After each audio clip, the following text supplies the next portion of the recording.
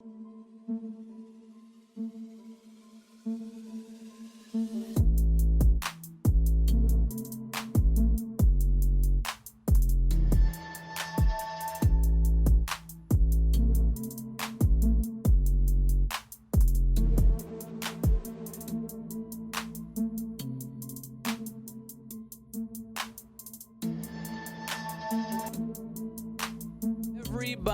my name is Dion Morales, your host of the Gold Squadron podcast, and I'm coming to you live from the one, the only, the Galactic Championship Series. I want to say thank you all who has been a part of this Galactic Championship Series. It really has been an awesome journey so far.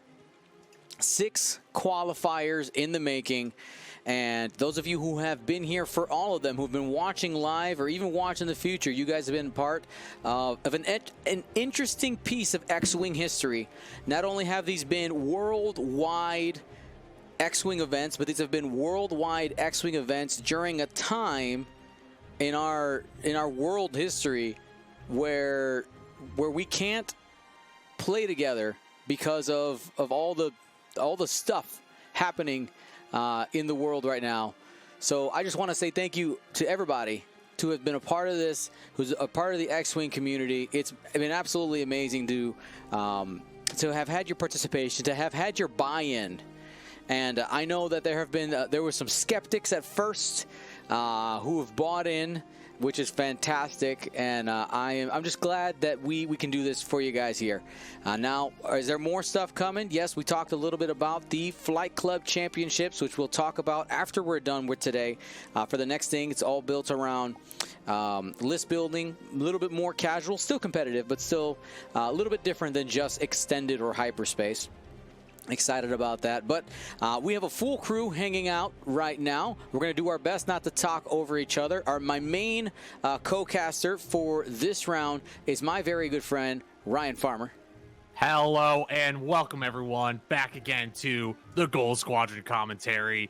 With me today, as per the usual, is the Greedy Dragon, Dion. Oh, I'm the Marshal. You are. I need your help to kill a crate.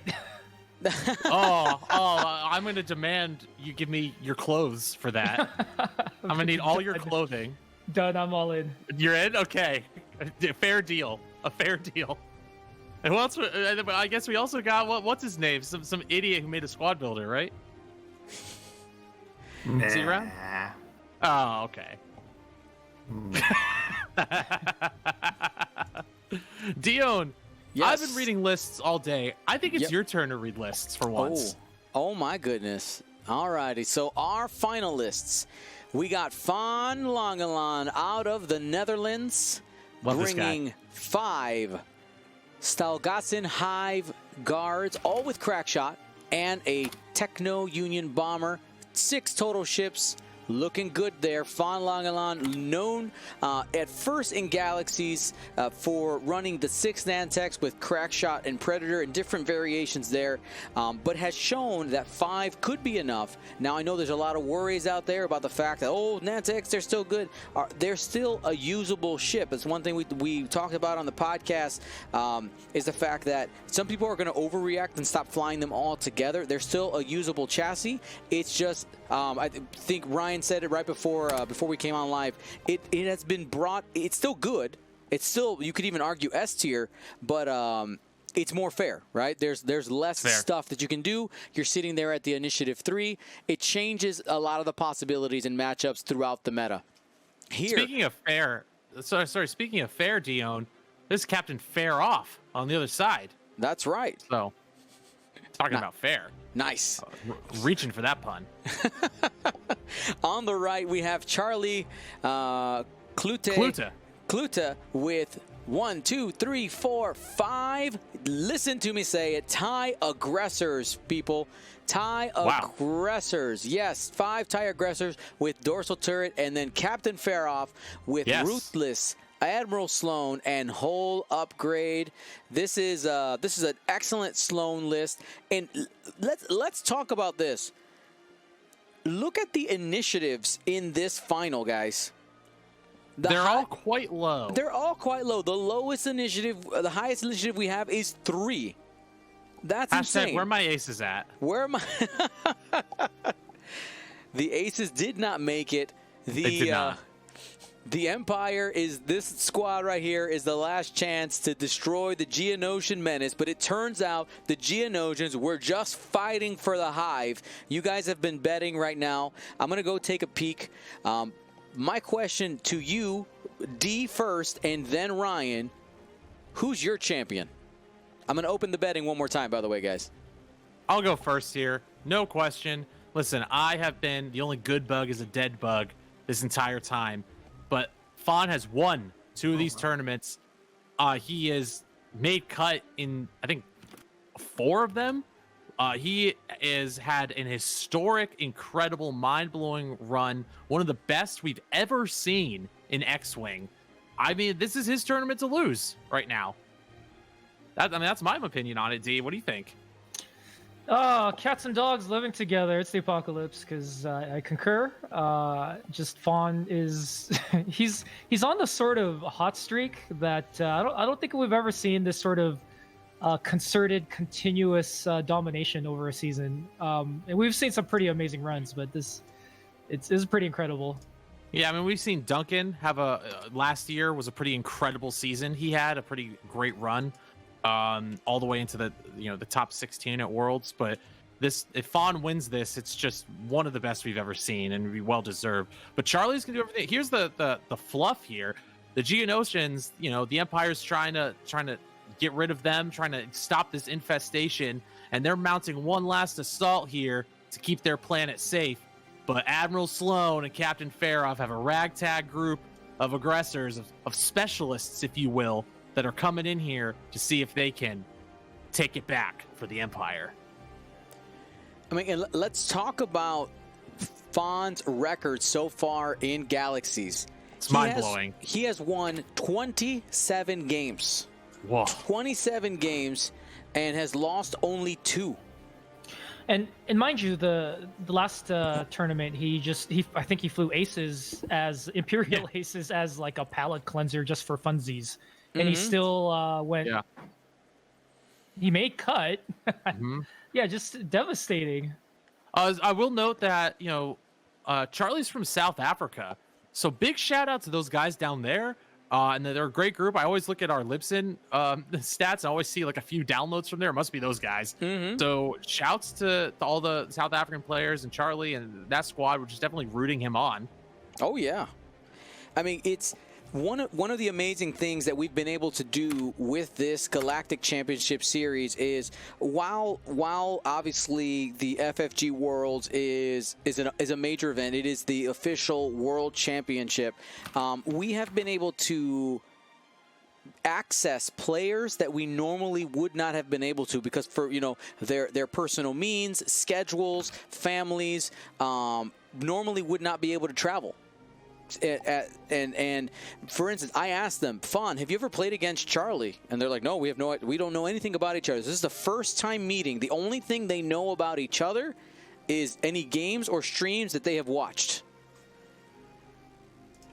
Is that guy still on the board after he rolled there? I was like, no, it just doesn't fit. He's gonna have to go side to side instead of back. I was like, wow, oh my gosh. But yeah, it's just really amazing to see the community come together. I know people have asked, Dion, are you going to continue to do this series after we get in-person play? And honestly, the answer is 100% yes, because again, it's different.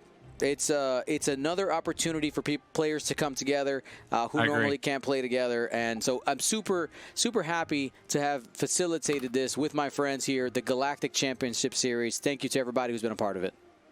I'm glad that you've done 99% of the work, Dion, but I'm glad that we could be at least a little part of it. To paste our Fly Better name all over the place for literally doing nothing. It's incredible. I've done no work at all and gotten a little bit of credit. So look at Dion being quiet, like, yeah, when you write, you write. I agree. I'll take some Come on, pats on the Flybetter. back. I'll take some pats on the back. That's fine. Yeah, you take those pats on the back. Listen, when I can give away a banner image that means nothing to me to get you subs, I got it. I got your back all the way, 100%. Oh, Farmer, yeah, I forgot to tell you, I sold our company to to Dion. It's done, yeah. Oh, excellent. Great. So now I'm the property of Dion. Dion, I would like a raise. You will receive a sum of 0 times 0. I'm taking my talents to OCX. I've changed my mind. I'm not gonna kick that dead horse. Why would you line that up for me? I'm not gonna kick that dead horse. So I want to look at the bottom of the screen here. Faan's having an opening very close to kind of what he's been doing in the last stream of what we've seen elsewhere. The bringing them on that one board edge to try and control that engagement. I'm really interested. He's keeping them nice and spread out. Do you think these Stalgeisen hive guards, is that what they are? Yeah. The hive guards, are they gonna prioritize Faroff maybe, or are they just gonna take whatever Charlie gives them? I mean, Charlie has lined up for essentially a joust. He's keeping his formation. He's decided that the formation is more important than the path. You can see all of these obstacles on the table here. All of them you can still shoot on. And he has the Sloan re-rolls, so if he creates a target for Faan to shoot at, that just creates opportunity for that Admiral Sloan to trigger. And I think it's definitely going to be a we're going to see Faan kind of create a net here, surround the Imperials, and the question is, will Charlie be able to punch through whatever Faan does give him? D, I got a more important question for you. What of these Stalgeisen Hive guards is your favorite? What color? Who's the people's hero that you're choosing? They're buds, man. They got the hive mind. There is no favorite. The people is the collective. Oh my goodness, that was the people. The workers control the means of production, sir. That was very political. I think blue was what I would have picked. Typical DU answer, doesn't give an actual answer. Doesn't actually help the people have fun. What happened to number pink? Why are none of these pink? Where's my pink hero? I'm very frustrated, Dion. I'm gonna blame the whoever decided the TTS colors. Just very frustrated that there's no by pink. all of this. So I will say they've improved it just a little bit. Like they got a better green. My next bell to ring is that while I am a brown person, the color brown that they pick doesn't quite work. Look, I think it's orange, isn't it? It wants to be orange, but it's not. Oh, it's like an old pumpkin. Nice. All okay. right. Do you have some cones or rods in your eyes that aren't quite up to snuff? Who, me? Me? No, Farmer. Yeah. No. Literally, when you scroll over the brown one that has an orange indicator, and the chat has said orange for it several times. Yeah. Like the outside edges are brown, but. Oh, gotcha. The indicator's orange. Yeah. Orange, brown, all the same. Now here's a couple questions for you guys. You know, if I'm looking at our overall Galaxies total, this is a great opportunity to talk about players and how they've performed in Galaxies overall. Yes. Our player with the top number of wins in all of Galaxies. Now, of course, this means that if you participated in more events, you're gonna get more wins, assuming that you're winning. But Matthew Carey. Great player. Absolute beast out of St. Louis, making cut, I think, almost every single one that he played in. But here we go. We can see Charlie is going in it. He is going to take a shield, taking on that debris. But I'm assuming that if that, wow, yeah, he's getting aggressive. We're going 3 banks with all of them. We're going to try to catch us some bugs. Dang. I'm surprised he went so aggressive. You think maybe this is going for a surprise? Surprise attack here? I mean, he wants this. He doesn't want to get Faan time to jockey for position, but we've seen this in an earlier game already. If you go fast after these bugs, you better have a plan. Mm-hmm. Better have a plan. Now we'll see if another thing that will go into Charlie's favor is while he doesn't have any way to control crit damage with the number of dice that he'll be rolling, bugs hate critical damage. That is one of the times that you see the Nantex go down real fast is when it starts taking things like structural damage or blinded pilot where you can't modify. Right. Panic pilot is terrible for it because you can't rotate and take tractors if you're stressed. So I'm looking to see if any crits really make a big difference here. And you can see that Charlie has spread out those aggressors right now, taking up a big chunk of that space and waiting probably just to react to where Faan is going. Yeah, the barrel roll by Yellow was interesting, and he did debate it for some time. And it's cost him his full movement with Brown. But he does command the center of the board now, so we'll see how Faan reacts to that. I really like what Faan is doing, baiting these players into the corner of the board. These Nantex are much better when their rears are covered. You know what I mean? And so that you can feel protected to know that you have more control in that confined space. I mean that perfectly reminds me of. I remember one of my favorite episodes of Fly Better, before it was Fly Better, D, was when you talked about, oh my goodness, I'm thinking the words and can't. Minox! Suspended terrain? Is that what you're talking about? Yes, talking about the different terrain here. And having that back line covered is a terrain advantage, right? Because it is impossible for anybody to come to you from behind. I mean, yeah, anytime you can flank. Shoot, I mean, even like paintballing, right, Farmer? You've been above. Oh yeah, oh yeah. you want if at all possible, you want to keep that edge of the field at your flank and behind you until you make your move. Mm-hmm. No doubt. All right, and we're gonna see the blue move next. Just a one hard there. Looking for position. It seems like Faan has identified the gap in between those bottom two clouds as the place where we are going to be engaging.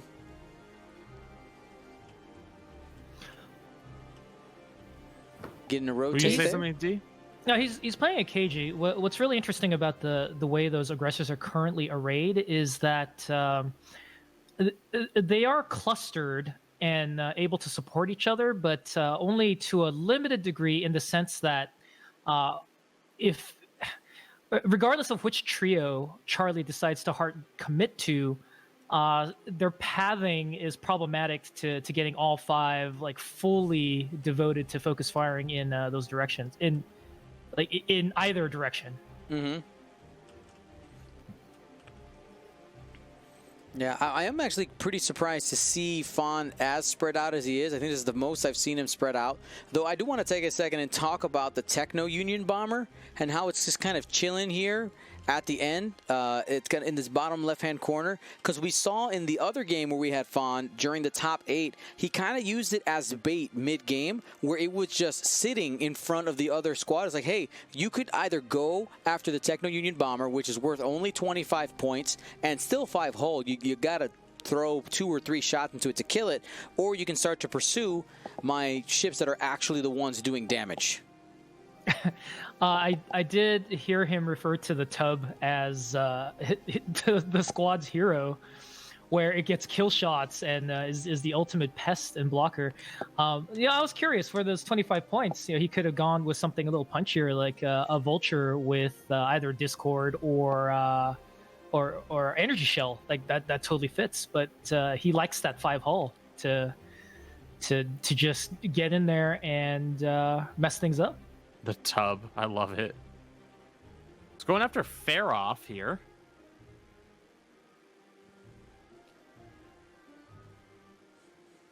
Oh, okay. Rolling 2 hits to start. Pretty strong. Get it? I mean, if you take Sloan out early, that's a huge thing for Faan. Gets the squiggle though. It's all good, all good.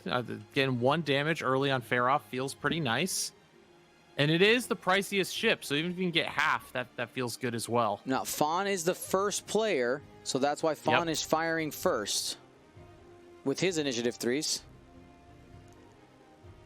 I think he'll let that lie, probably. Yeah, I mean, it's gonna be 1 no matter what. It actually is a loss for him taking the focus because as soon as he loses the focus, Fair-Off's ability triggers and gets a squiggle. Sure does. So he keeps that focus on the green Nantex for defense.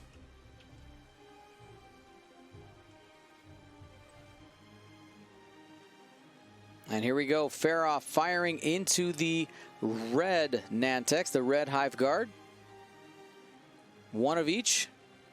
No reason not to spend it. There's no shots coming back. 2 hits. Here's the defense. 3 dice from range 2. And he'll be able to spend, survive no problem. We good. We good. No shots coming in from blue. Yellow. Barely clipping a shot. It is obstructed through the debris cloud. Out the front. 2 dice.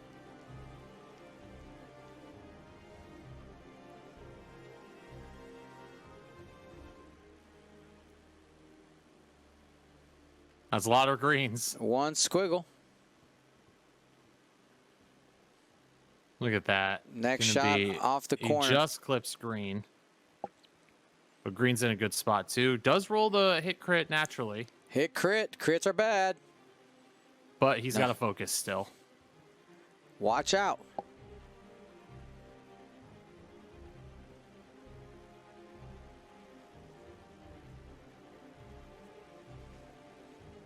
And here's the roll. 1 hit, 1 focus. And looks like Faan is going to be A-OK. Yeah, not taking any damage here on the open. So he's going to come out on top.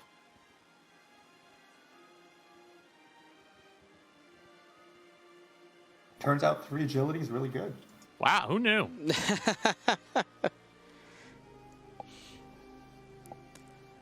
So going after that single engagement, everybody's healthy, everybody's clean. Fair-Off did lose a shield. And then, oh, sorry, there was also a shield off of red. Got some damage there.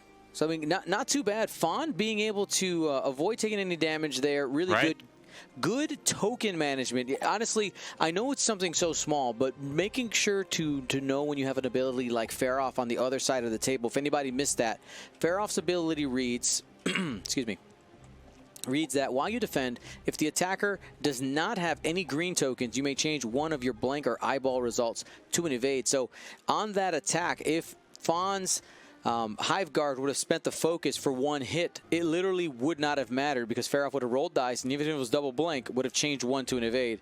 Then that Nantex would have not had any focus for the shots coming in, which did end up needing it on a shot where a hit crit came in. So token management, knowing your opponent's abilities, really heads up play there by Faan. That's why you read the cards, ladies and gents. Yep. And that's why we read the cards to you, by the way. I know people haterade about reading cards. Ryan, don't let anybody tell you not to read cards, okay? Well, reading cards is literally what's keeping me in the job.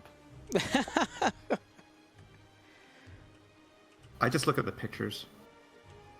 They are pretty.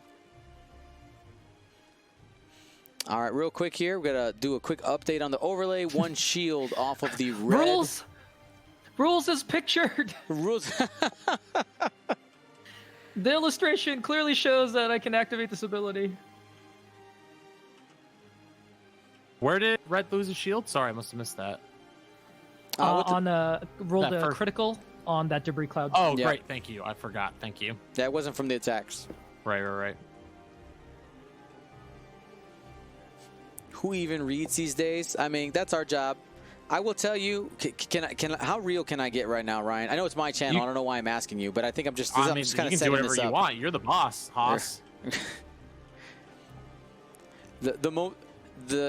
the Galaxies registration for people, like I would say 90% of the people followed the instructions. They got the stuff. They read everything. Proud of them. I'm so proud of it. But man, that 10% of people who didn't read it was super frustrating.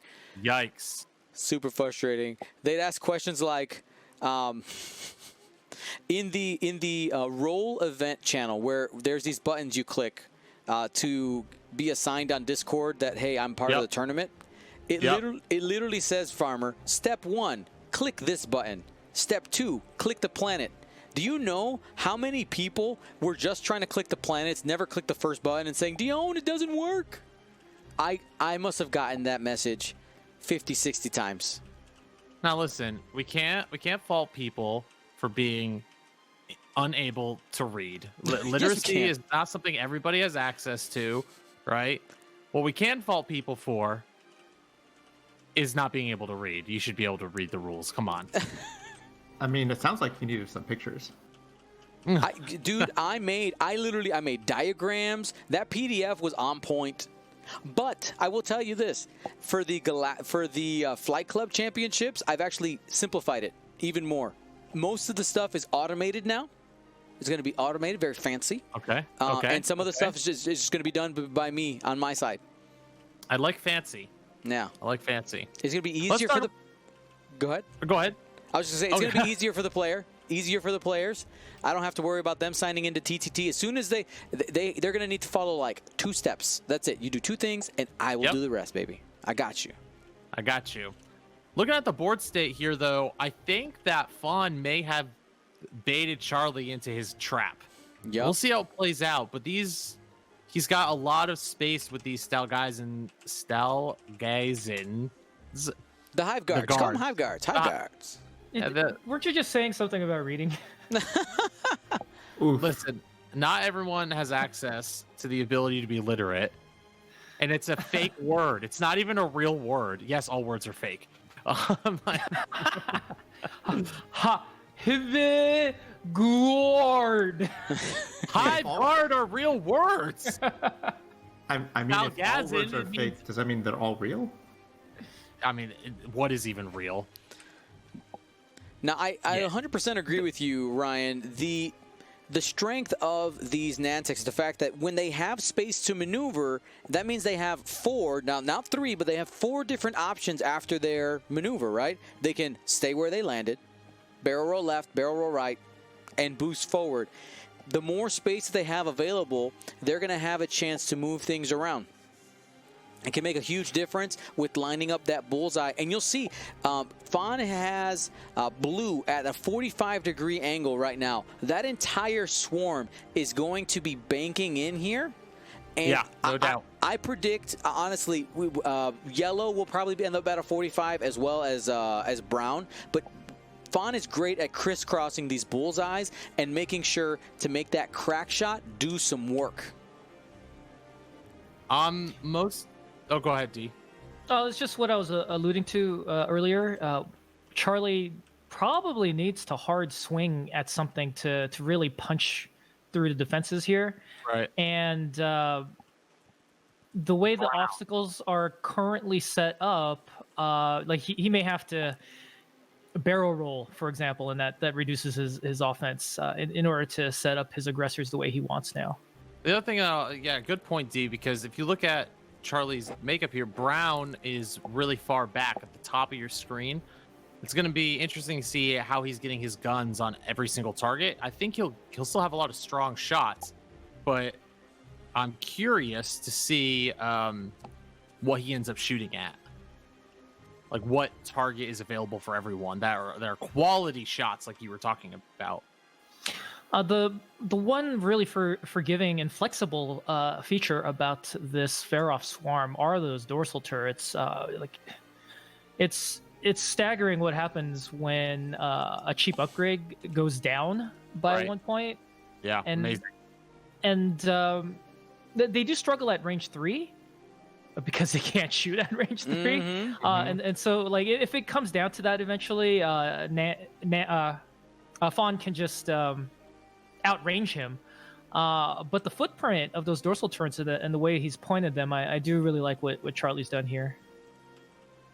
And I think Dion, the go idea is ahead. going to be going after that red Nantex here, who is in the teeth of the entire list. I don't know if Faan takes the tractor here. This might be the first time we don't see him do it. You just slap down the focus or the evade and hope. Yeah, that Nantex is caught hanging out to dry just a bit, right? Mm-hmm. I mean, if you're going for the ceiling on evasiveness, you go for the focus. Other than that, I mean, if you're going for statistical average, evade is the choice right now. It's absolutely a tough choice. I don't know. Yeah, he takes that evade. I don't know if Faan was necessarily anticipating. Okay. Wow. Okay, here we go. Now, do note that the Nantex can take the tractor and tractor themselves onto obstacles, so he could choose to shimmy himself over on that cloud to be out of range of some of those other dorsal turrets. Shots. That can matter because since, like D said, it's only range 1 to 2. If you end up barrel rolling, you could get out of range. But he says, no, I'm going to take the evade. Faan's got a plan.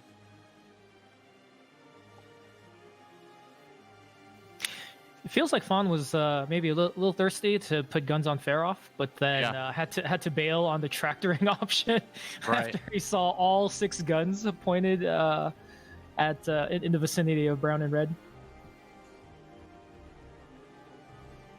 So I would have really liked to have seen if he had actually tractored green to kind of force them to shoot at green, and then because green can potentially be the last shot and take out like one of the aggressors, and if you're trading 1 for 1 and the one that is doing the killing or the one that's dying is the one that gets stressed, I think you're still ahead in that position. All right, there's the ailerons. Yeah, it's Ailerons interesting, forward Steven. stop. That's some real tough math because because Faan had 2 options here after revealing dials. He could have rotated those turrets and just relied on initiative killing. Instead, he is banking on resiliency. So it's that part of the game. Yes, absolute dice game.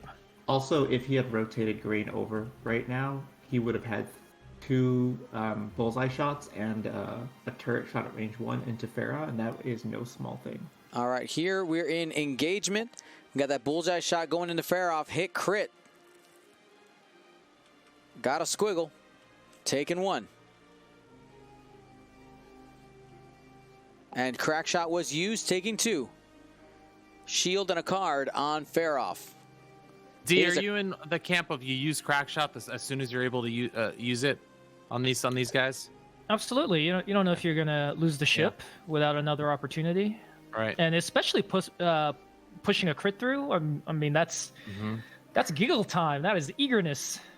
It was a panic pilot on Faroff. Next shot, spending the focus for 2. Again, that bullseye is lined up. It's range 3. I suspect the focus was used. Faroff's ability goes off, and then we probably get a crack shot here to do another damage. Yes. So trading 1 for 1 there.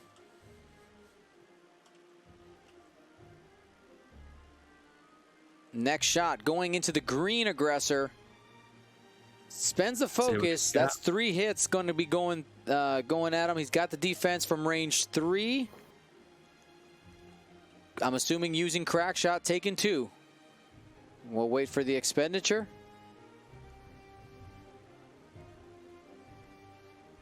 Yes. Shield and a card. We'll wait for the card to come out. It is on Brown.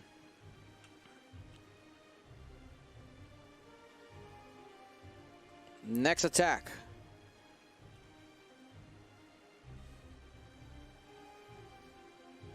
All right, here's Faroff. We've gotten to the end of initiative 3. He's going range 1 into the evading green Hive Guard. Nothing. Absolutely nothing. That's massive. Not being able to get any headway into the Nantex here from that fair-off shot. Absolutely massive. So now where are these aggressors going? D, where would you fire? What would you do?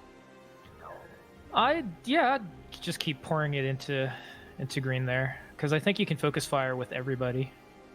Yep. Oh yeah, we actually they did put they got the damage incorrect here. It's green. Green should have.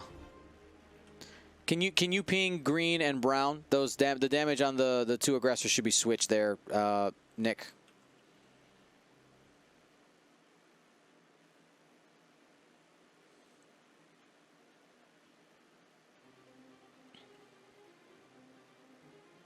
Ping it again. Do it again.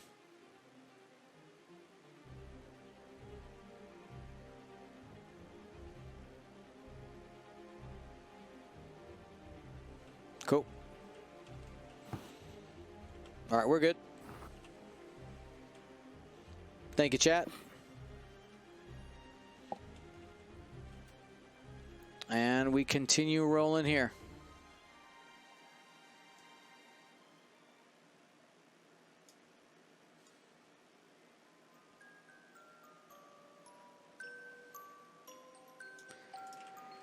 Next shot. Here comes Brown.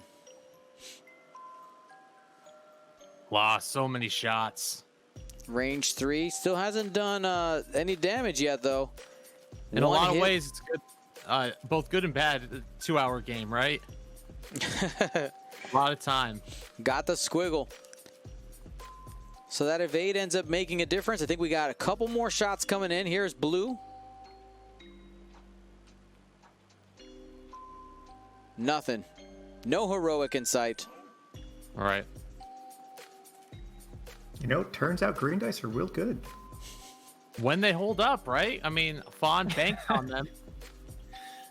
Here's a range 2.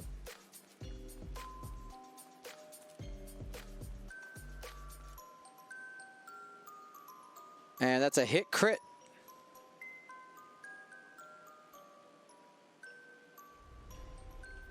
All right, that's going to be damaged There's through. some blood. There's some blood.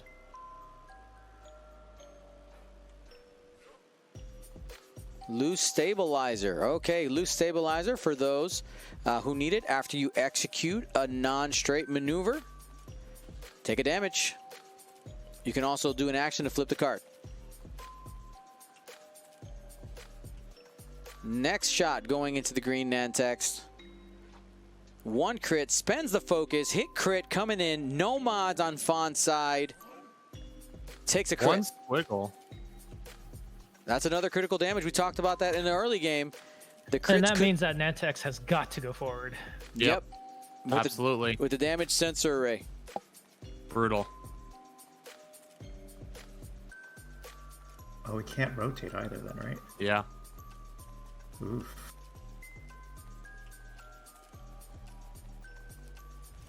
Yeah, so the thing that takes away the rotation there is, remember, the rotate from the tractor on the ability is a rotate action. So you have damage sensor array, which says you can only do focus actions or actions on damage card, which makes a difference there.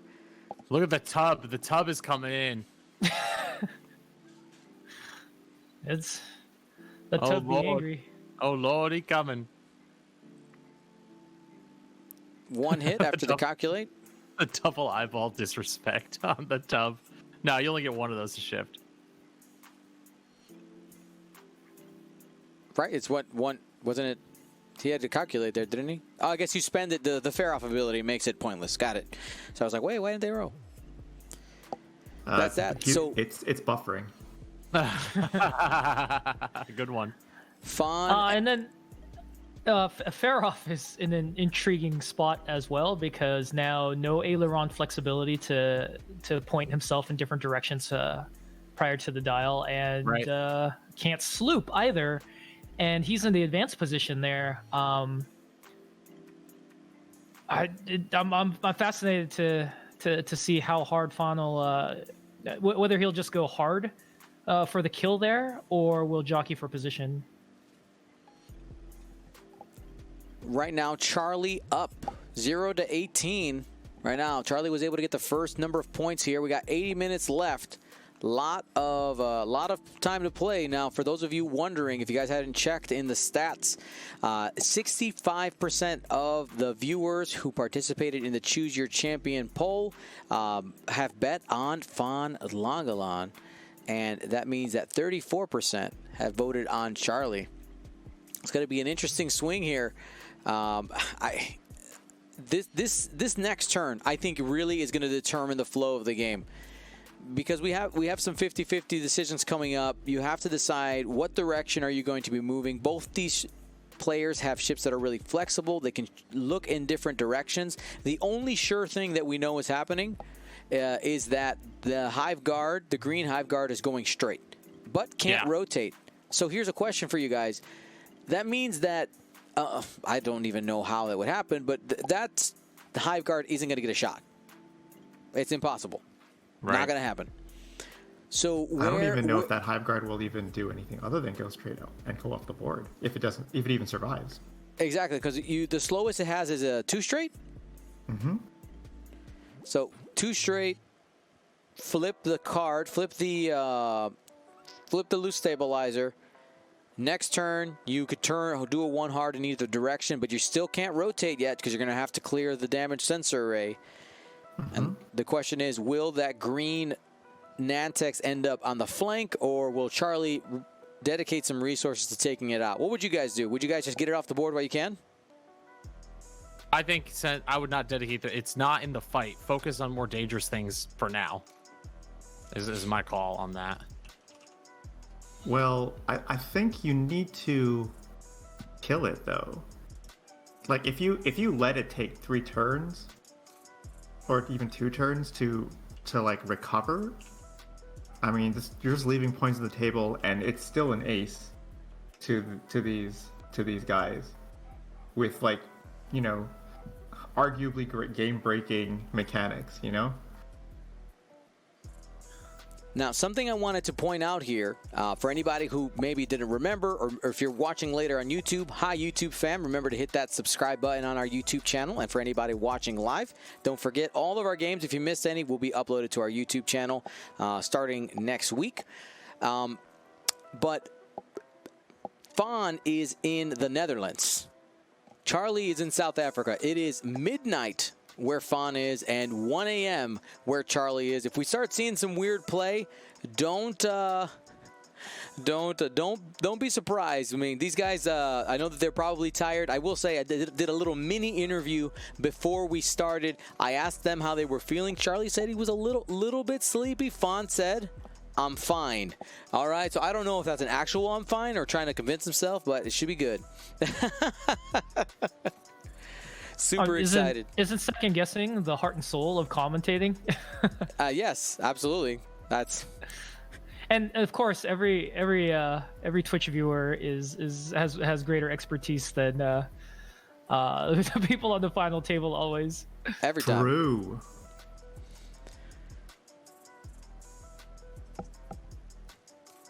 I will. I'll go ahead and let everyone know that if there are any misplays from the players, it's 100% D's fault.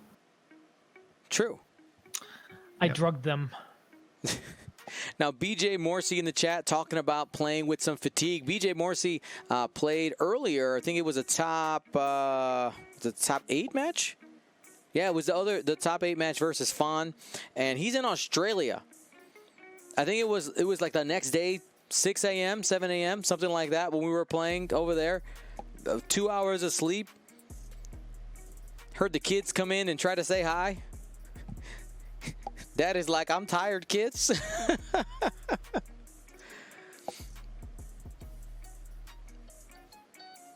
Yeah. So I mean, these worldwide championships can be tough. Now I will tell you, and I had mentioned it during earlier, and I want to make sure we mentioned it during the final. As we continue to do these events, the next Galactic Championship, the finale event will not take place in a United States time zone. It will take place in a European time zone. We're going to be switching it back and forth. So we'll switch between, we'll switch between, just because London is a really easy one for people to identify. We'll be switching between Chicago and London for the Galactic Championship finale place. And here we go. So all snark aside, I mean, this turn can easily just end up looking like a complete mess because of all the factors with barrel rolls and tractoring and rotations on both sides that are available.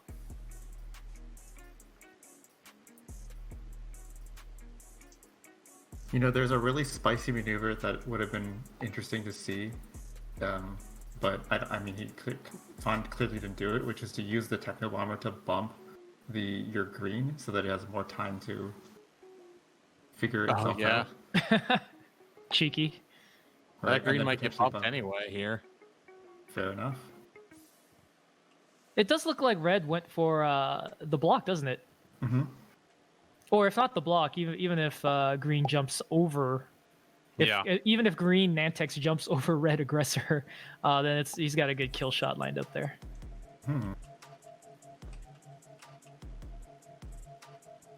All right, the aggressors are starting to swarm. We have a lot of different arc coverage with the front and the side arc. Seems like everything can shoot everything right now. And I'd like to point out that 45 minutes have already passed, 46. Yep. I think I keep saying that, Faan's strategy only works because he has the time to stretch it out like this. Maybe if he was pressed more for time, then he might have had to take out a couple of aggressors first. Sure. But if he gets control of the match by erasing Faroff, then he could slowly pick these other otherwise weak generics off at his leisure. Ooh.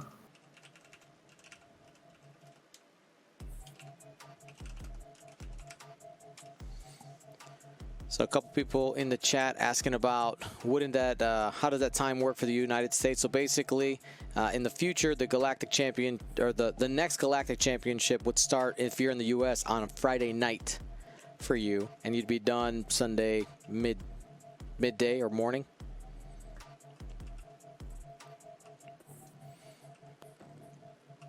All right, so the loose stabilizer has been cleared from the Hive Guard. We'll get that out. I know the token's still out there too. We'll get that cleaned up. If Charlie does win this match, are we allowed to refer to South Africa as that tiny little meta? The tiny South African meta.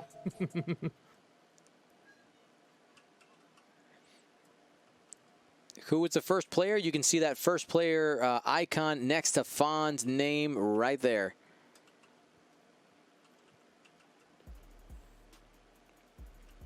Taking the tractor, getting some roll action, lining up that bullseye on the green aggressor who's already taken 2 damage. Yep. Or Faroff, for that matter. Yeah, true that. Depending on where Faroff goes after. Oh, look at this move. Ooh, Faroff actually did move.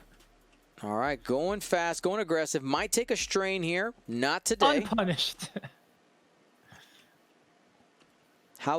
Somebody in the chat asking how big is the South African community? I don't know. At least 2.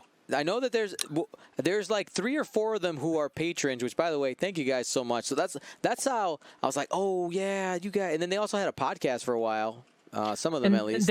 They've also been steady going back to pretty early first edition. Yeah, Yep. they've been playing a long time. The Hit Crit podcast. I remember. Dion remembers all. All right, here's the bullseye lined up. Yeah, shooting at green. Can he take him out? It is range 1, guys. 4 dice coming in. That with crack shot. Does that one have crack shot still? I don't think so. Or is it spent? I think he spent it. What number is that one? I mean, what color? That's the brown orange. Yeah, crack shot's been spent already. Needs some squiggles here. Have to spend the focus. Hit crit going through though. Crit. Oh, 2 crits. Yeah, my bad. Going into green. Crit number 1. Damage engine. Hard turns have increased in difficulty, and a panic pilot double stressed.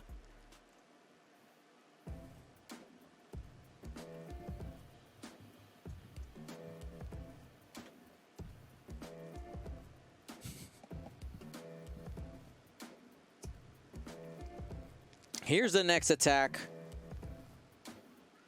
2.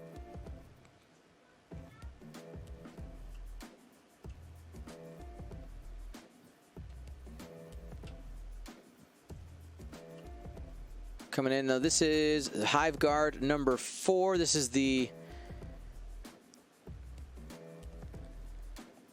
not sure which attack this is. God, there's just so much happening right now. Oh, they didn't measure for this attack. This roll wasn't measured. It might be just obvious to them, but they're I'll let them keep rolling here. Actually, we can. This is a hot mess. All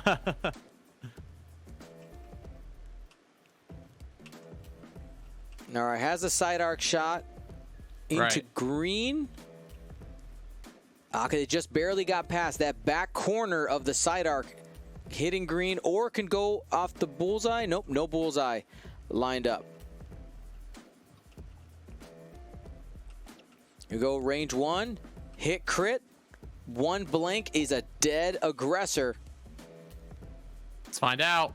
What do you got? Got There's him. that blank. Got him. Dead. Toast. Poof.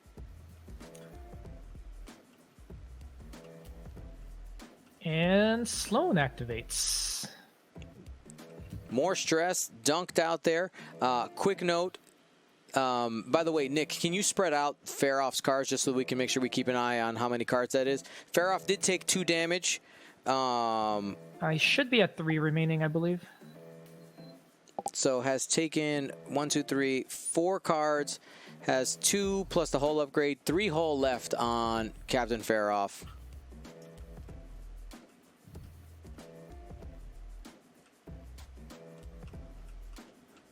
Here's the next attack.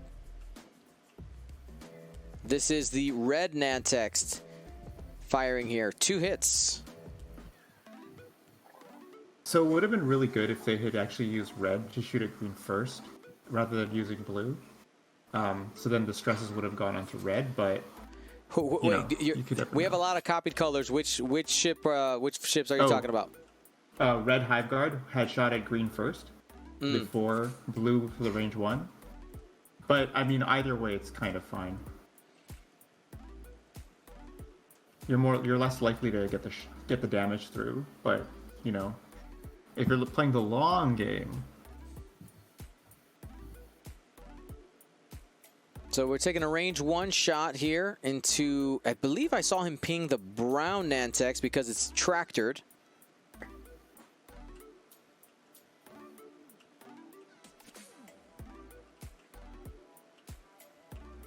And that was a ruthless trigger. Damage on the Pinged blue. Yep. And that tracks. Oh. And we see hit, crit. We got a weapons failure on that brown Nantex. Ouch. That's rough.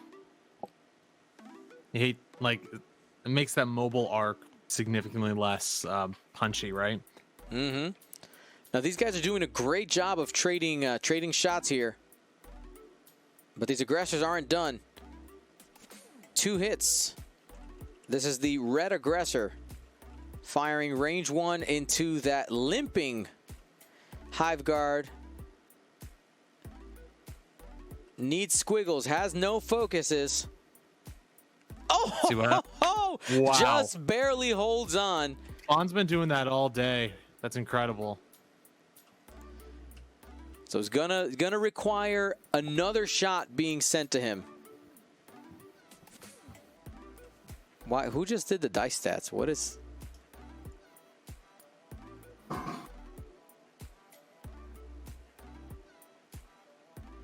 It's a poor taste. Okay. All right. Anyway.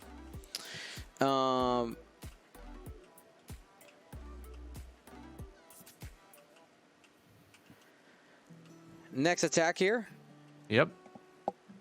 That's 3. Oof. 3 hits, 2 blanks. Yeah, And that's gonna that do it is for that the one. Brown Nantex, Brown Hive Guard out of here. Yeah, he's gone. Toast. What's left for shots, guys? 2 more ships. Yeah. Those dorsal turrets doing some work. Going into the green Hive Guard, another opportunity to take him out. He's trying his best, okay? Only 1 hit.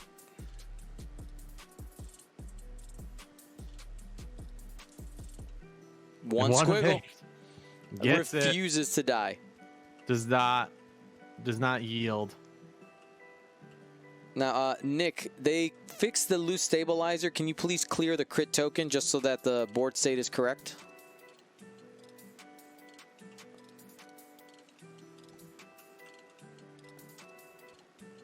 Okay, we're going to clean up some tokens here. So right now, look at that score, guys. 58 to 53.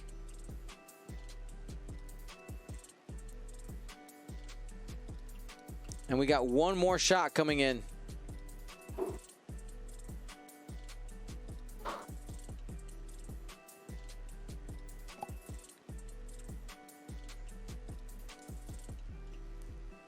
Another shot. This is going into the blue Nantex. Got the snake eyes. Conversion. Enough squiggles. Enough. Just getting the squiggles, man. So going back to what I was saying, 58 to 53. These guys are trading back and forth. And here comes that the Techno Union bomber. Faan is referred to him as a hero. Roger, Roger. Going into fair off, it looks like, maybe? Or going into the red. Going into the red aggressor. Here we go.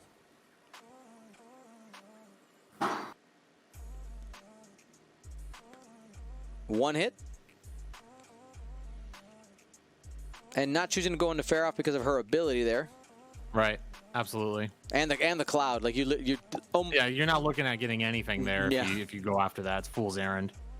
Okay. No damage there. Right. So I think the big takeaway from this this turn is that 3 green dice invincible, 2 green dice death. True. How many green dice does Poe get? 2. Kind of depends, I guess. Is there a gas cloud, please? Give me that gas cloud, please. Poverdrive barrel roll behind the gas cloud. Yeah, 3. I'm either at range 3 or behind a cloud. So, Steven, clearly we must all rely on green dice. That's the takeaway. I mean, the evidence is clear. Green refuses to die because of 3 green dice. And Brown, who took tractor token to reduce green dice, immediately died. Strikes me as incredibly scientific. I mean, there was like a million dice rolled, so I think we have enough of statistics to get. You know, I think that we have rolled enough dice in this game to give us the quantity appropriate to derive averages from. False. Well, then that just goes back to the strength of being able to spam those dorsal turrets. Right. Obviously, again, they have that massive disadvantage at range 3. Like, if Faan were trading range 3 shots, well, Charlie wouldn't be able to trade back with those dorsal turrets. But when spammed at just 2 points a pop and in close quarters like this, chucking 3 dice modified and maybe now Sloan is in play as well. Yeah, they're very effective. Oh, little dial mistake there. Okay. Oopsie doopsie. Do we think that Sloan, just the right appropriately costed? Dean? Might be a touch undercosted. I think the But problem, she allows for a lot of different archetypes to exist. right. I Or mean, one archetype, the Sloan archetype. Well, let's be honest, right? Well- These TIE aggressors wouldn't be on the table without Sloan. It's just Agree. And really, it's three different broad. I don't know, maybe they're subgenuses, but you've got Rack, you've got Feroff, and you still have the Lambda, Right. all of which have made cut at various qualifiers here during the series of events. And then the wingmen have varied from TIE fighters to aggressors to interceptors. Other than Soontir, we would never Bombers. see. Right, see? TIE bombers too. Has that been a thing as well? Yeah, we Less- saw Sloan with a bomber swarm at one point. now. Carson Ray in the chat actually brings up a great point here. Sloan does a good job of keeping the resistance in check. They have a lot of get a stress to do ability stuff like the A-Wings, right? Yep. True. Says the resistance player. My heart out to you. Clearly, he's faced some Sloan. Valid. I mean, it's an excellent card. She's also a really cool character. If you guys don't know, she is an admiral. She becomes the Grand Admiral of the Empire after the fall of the Empire by gathering forces. She's a crucial piece to the new canon. It's great to see that piece performing well. And I think it's just thematic that you have an Imperial officer that elevates the rest of the ships that are in the squad, right? So for this specific Sloan build, you could argue that Sloan could go up a bit because anytime you can afford hull upgrade just to slap onto something and go, well, I got nothing better to spend the points on, it probably means the pieces in the squad are a little too efficient. Or it could have just been the 5 points worth of dorsal turret that went down. So it's managing this game is really difficult. I know we throw a lot of static at FFG, but so with so many moving pieces, it's hard to say. I like Dorslet too, though. I really do. I don't think that it's inappropriate for there to be a turret that exists like that. I would love to see a third turret at some point again, just for more options. Maybe a ranged. How about what are your thoughts on a range 3 only turret? And then it shoots twice. But can No, only deal no, stop one it. damage. Stop it. You stop it. Time out for you, Ryan Farmer. Time out. Well done, Moisture. I said range 3 only. Be a fair and balanced turret. I just heard it's as if the cries of 1,000 X-wing players were heard. We're immediately silenced. Yes. Yeah. We Pizza, take up 2 slots. All right. Well, the aggressors are on the move here. The Techno Union Bomber did bump. Going to be keeping quite a few of those aggressors in front.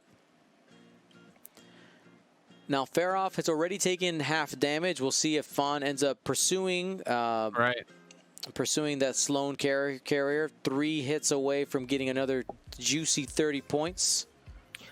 And Fawn's offense has been severely curtailed this match because that green one hasn't contributed at all. And red finally now will be able to contribute as well. Absolutely. All right, we'll get that updated. Yes, blue has lost a shield there due to the Ruthless last turn. We'll get that flipped in a moment on the overlay. And looks like that Hive Guard gets blocked. All right, Charlie starting to use his advantage of lower initiative and taking up some space. We'll see if the that blue aggressor can end up doing enough damage and taking advantage of that block.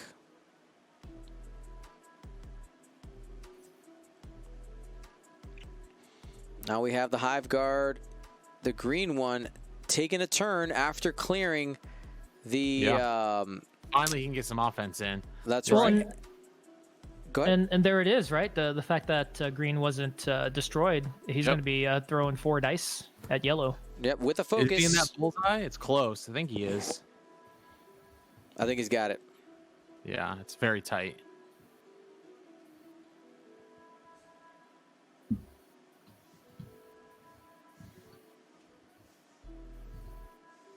Got a double ping. Here we go. Farah trying to get out a little bit, right? It's running away. But I mean, this is a good thing. You're pulling Farah out of range for the Sloan ability. So right now, I'm pretty sure that the orange and yellow TIE aggressors are not going to be able to use that Sloan ability and won't be able to dish out that double stress if they're killed. Yeah, that range 3 bubble's huge, but it is not infinite. Here we go. Nantex are alive, going a range 1 shot. Oh, one out the box. We'll get a reroll here. 1 hit.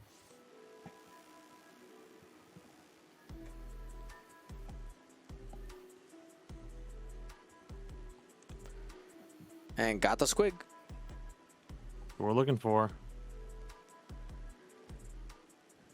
Plenty of shots here. I think looks like he's measuring from yellow. Probably going to be going back at the blue aggressor, seeing if he could strip the focus. Or are we going downtown? No, we're going downtown at yellow. If he can get a couple of damage on, or maybe a shield here, could pop him with the green hive guard. Yeah, that was the unobstructed target. Mm-hmm. Yeah. Didn't get anything there. Too bad. Nope, he nicks blue. 1 hit. There's a focus token on that blue aggressor. Got the squiggles they need. Right. The Nantex have not hit yet. We'll see if the bullseye is on. It looks like it just barely is. It is in the bullseye range 1. Crack shot has not been used on this Nantex. This is where Faan needs a big roll. He will likely be doing damage here. I think he probably spends it with the number of shots coming in.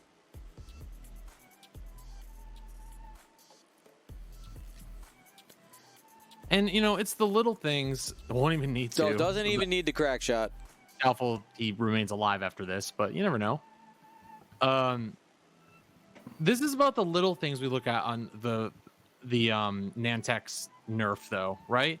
Like, he doesn't have marksmanship. He doesn't have some of these other tricks that would slip crits in, that would, you know, increase that offense just by a touch. And it's those little things that you don't get anymore. But the initiative dropping, it's not really a factor in this game. But when those tiny little things happen, they compound over a game with more and more effects. Look how many face down cards are on these aggressors. How many of those could have been a factor, right? To impede the ability of them to, you know, keep dishing out damage with something like a blinded, or like be double damage.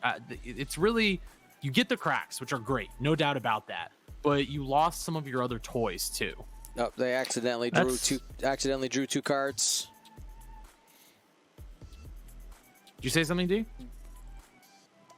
I was just going to update the damage done on yellow. Yeah. They seem to be working it out. Which was the top card? I think it was the one on the left. I'll pop in there. 2 off? Yep. Which card was the one on top, guys? I think it was the one on the left. Help us out here. 800 eyes. Where's the card, kids? Which one was on top? The chat is not helping. Literally, not help. We literally got both people left, right, left, right, left, right. So never mind. Let's not put a left-right poll. Ooh, left-right poll. That would be hilarious. I thought really the face-up like, one was underneath. That's what I thought I saw. If he dragged 2 cards off, then the one he flipped would have been the correct one. But if he drew them off one at a time, then it's All the right. one on the left. So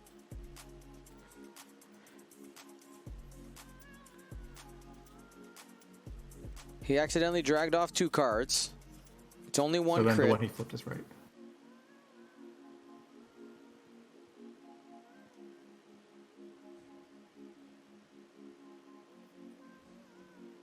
It's a direct hit. Oh. Hold on. Does somebody have a clip of it?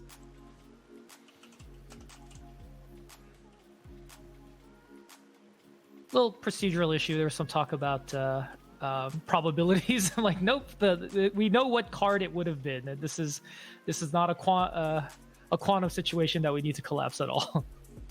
Well, the discussion that we were having is about whether or not he drew 2 cards off at the same time or one after the other. Because if he drew 2 cards at the same time, then he actually flipped the correct card.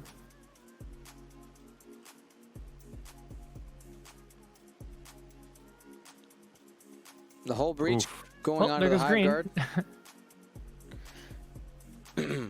I wonder if that's the same hull breach. Oh, we will never know.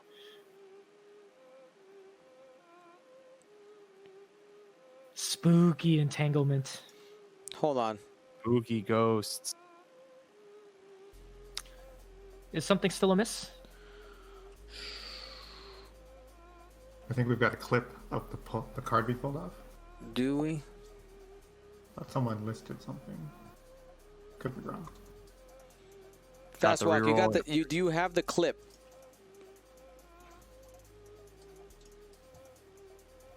And I guess we could go into the VOD. Yep. I don't have that running. All right. There's a clip. 1 second.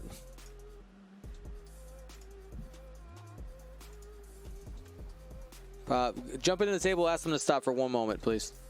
Yeah, he pulled off 2 cards. Well, he pulled off. It looks like he pulled off 2 cards. Going under the hood. It is the whole breach. Okay, so D, this. All right, everybody, hold off 1 second. We're gonna turn off the stream audio.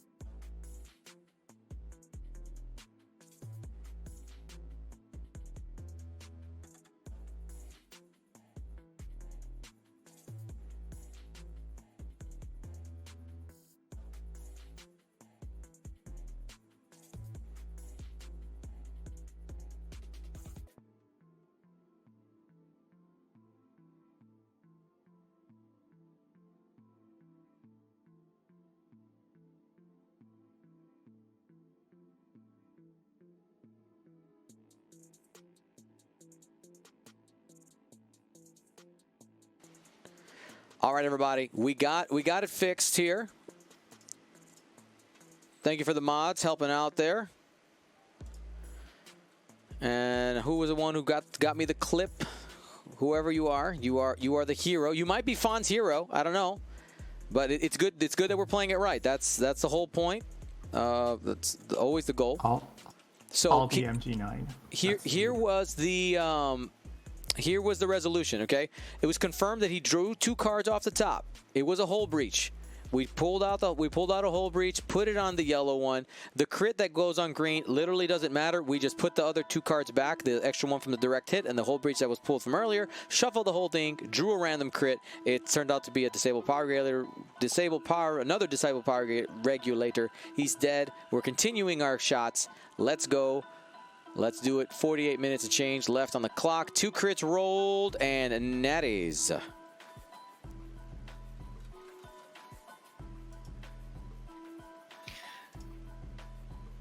All right, seems we have an acceptable game state. Broski 86. You're an acceptable game state. Oh, I wouldn't go that far. Stop. You know what, actually? So I was starting to feel bad that I kept pushing about this card thing, but since it made D do more work, actually, I'm not mad at all. They caught the re-roll on Sloan as well. That conversation was happening as we were getting out.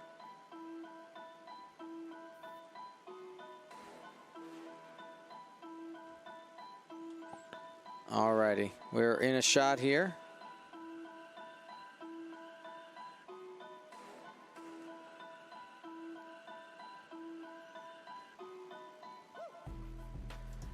So the green survived? No, green's super dead.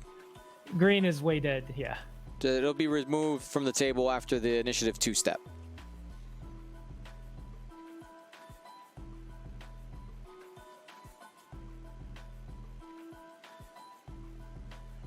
All right, we got the roll. Blink. It's 2 damage.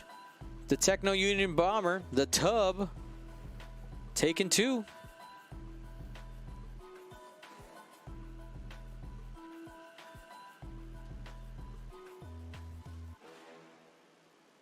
Next shot, Techno Union Bomber.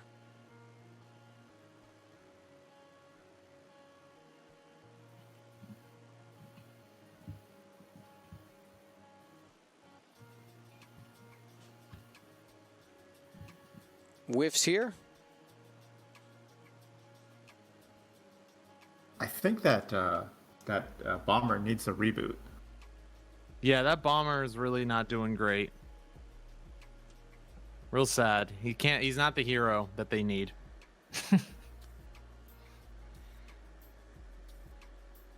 This is what happens when they try to outsource. You know, it's like, we can't afford any more bugs. We're losing too many. Bring the droid in. It is absolutely a stylistic choice, but I know I would have preferred the Vulture with the energy shell. Like, how do you guys feel about those last 25 points? I like that it's got a little extra chunk in there, but the energy shell does give it that extra punch. I just love that little crit. Yeah, would he be able to fit discords in there? He could go a Vulture with discords and have a point left over even. Mm-hmm. I think I would do that. Maybe even struts. I agree with Ryan. I think that's a dramatically better choice. But I think maybe the thought is if he uses it more as a blocker more often, the 5 hole there can have a little bit more staying power than the 3 on a Vulture droid. Right. Quite so, and that's exactly how Faan has been employing it. Yeah, totally. Although not this match. No, it's in position to do so now, though. Mm-hmm. I hear what you're all saying, but on the other hand, buzz droids. But on the other hand, finalist.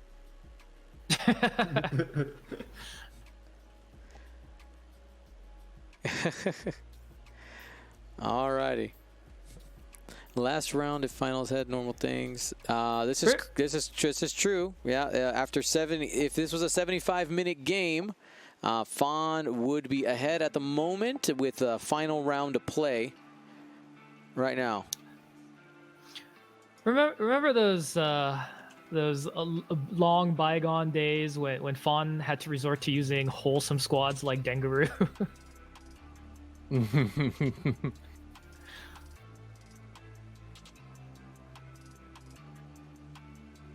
Dengaru. Jesus. I hope there are players in the chat who don't even know what that is. No, so that's the world I want to live in. I want to live in. I'm sure that there are. Do you remember that game? Do you remember that game Dia played at your house with my 5 A's? When you didn't believe me how wrong it was. I don't know if I didn't believe you. I just didn't like. It wasn't that I didn't believe you. I just didn't know. Like, I'd never played against it before. Killing an A-wing per round with one ship. You killed 2 A-wings. You killed 2 A-wings per round. But even given all the tools of these Nantex, and yes, Faan is putatively in the lead. Yeah. In terms of positioning, this is a little hairy. It's messy. Definitely messy. And you got, what, 43 minutes left? At the pace this has all been going, it will pick up as more ships go off the table, obviously. Right. But you probably only have, I don't know, 4 rounds left, maybe? Here's the crazy thing, right? If this was an in-person game, it's maybe 2? Maybe 2, yeah. Well, this is an in-person game. This is like, we're still at round 2 of the game. All right, guys. I'm putting up a poll right now on your screen. Who do you think has the momentum? 1 for Faan, 2 for Charlie. Type it in the chat right now. What do you think? Who has the momentum? Let's get those votes in. There's 793 people in the chat right now, or watching right now. Let's see if we can get a couple hundred votes, and let's see how you guys are feeling. Who do you think has the momentum? Not who did you vote for, but who has the momentum?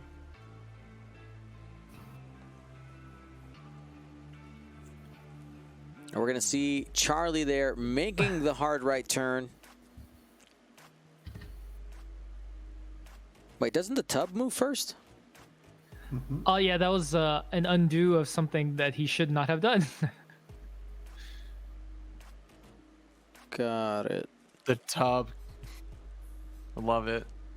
This is your fault. I wasn't calling it a tub, and you called it a tub. Like it. And I had not realized the acronym. And then I saw it, and I was like, "Dang it, Tom Farmer!" I will acronymize anything for Biswamo. You will. But it even kind of looks like a big old bathtub, too. That's what I like about it.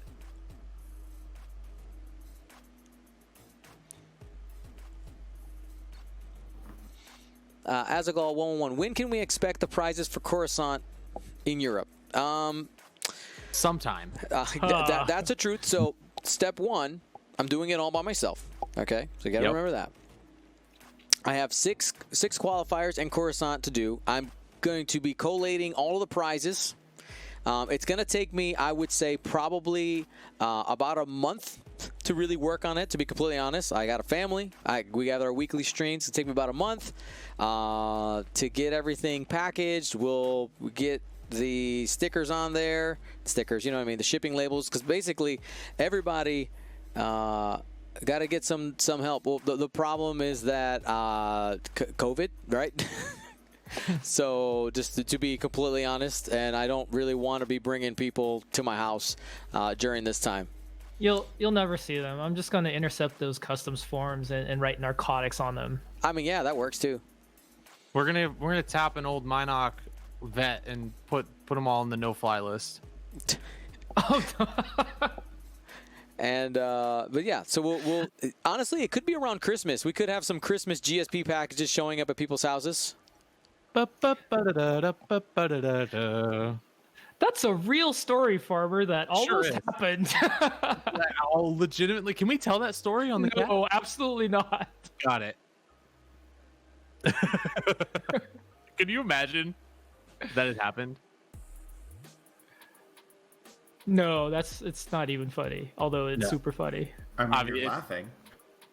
Smallenberg asking about virtual damage deck. No, so the way the damage deck works is each card is its own physical piece, like it is its own thing, and when you shuffle it, you are randomizing the order of the cards. Like That's true. You're not just like if you. So for instance, when you do, I'll show you the dark side, right? When you do, I'll show you the dark side. The you can right click on it and see the order of the crits, You can see everything that's there. It's not like it's randomized, but it's I see what people are saying, like it's like a random pool of cards, and when you pull it off, it's when it decides to take a card out. That's not how it works. Some people were saying it didn't matter to go back. Oh, 100% matters. It always matters. The order of crits. That's why there's so many rules about, like, when you overkill a ship, you must draw those cards because it can affect something down the line. It takes away the what if. It's always important to take away the what if whenever you can. You can't leave it at Schrodinger's crits.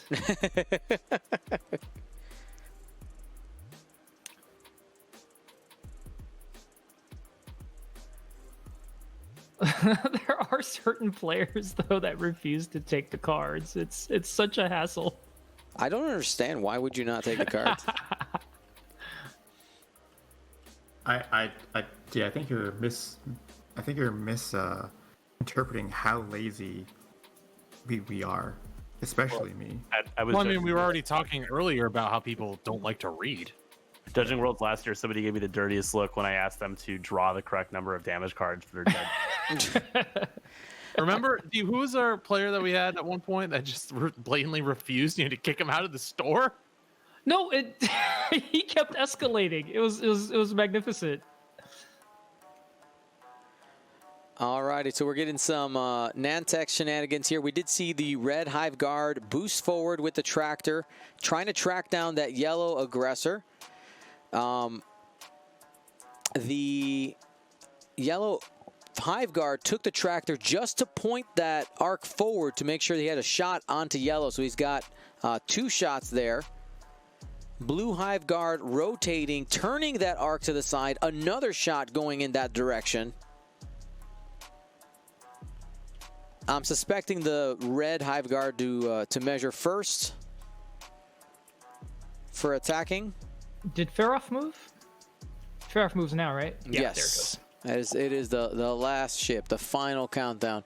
People think right now, looking at our poll, 165 participants, that Charlie has the momentum. We'll find out. We'll ask at the end of the next round. We'll see how that shifts. It's always fun to do those. Who's got the advantage right now, guys? Who's got the edge? I want to pick Mr. Langelaan. Feroff is currently enjoying his tour of the galaxy. Oh, you know what? I see something over there. And someone's like, turn around. Turn that ship around. Turn it around, Captain. All right. Well, that range 1 shot, 3 hits, spends the focus, trying to clear that yellow aggressor off the board. 2 are going in.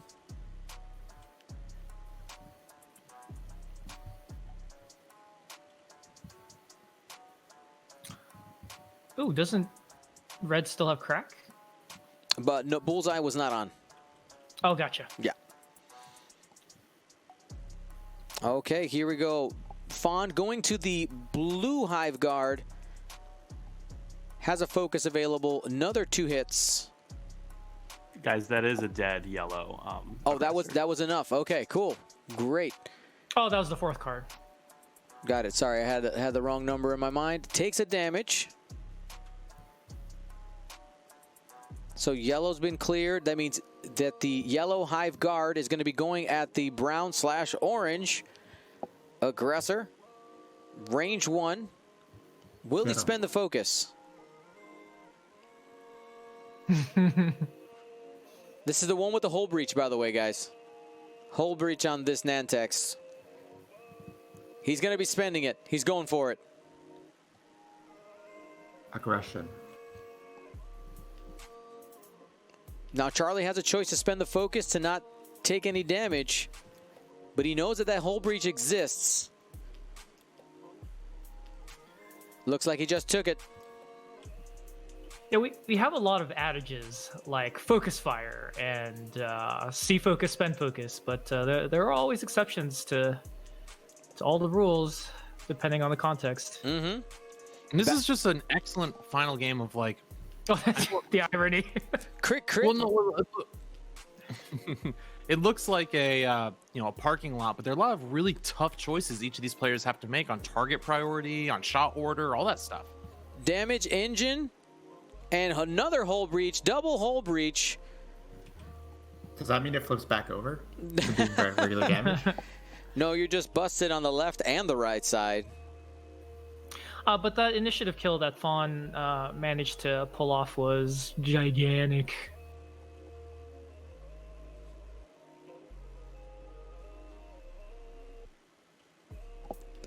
So yeah, with that initiative kill, able to get ahead now 86 to 70, but the aggressor still have a couple of shots. Range 3. This Nantex is tractored, so only gonna have 3 dice, plus 1 because of the range bonus. 1 hit. No focus here. Gonna be taking a damage. The only undamaged ship on Faan's side is now the blue Nantex.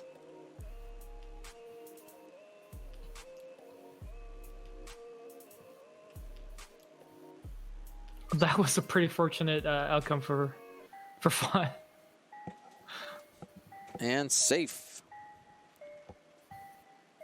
And sorry, like I feel like I keep winding us up for this hero shot, but here it is. Range 1 going into the orange aggressor. No, Not today. The tub. You can't do it. He's done nothing all game. You know what's the best part? It's actually gotten progressively worse. yes. Listen, he can't perform when he's in his own head like that.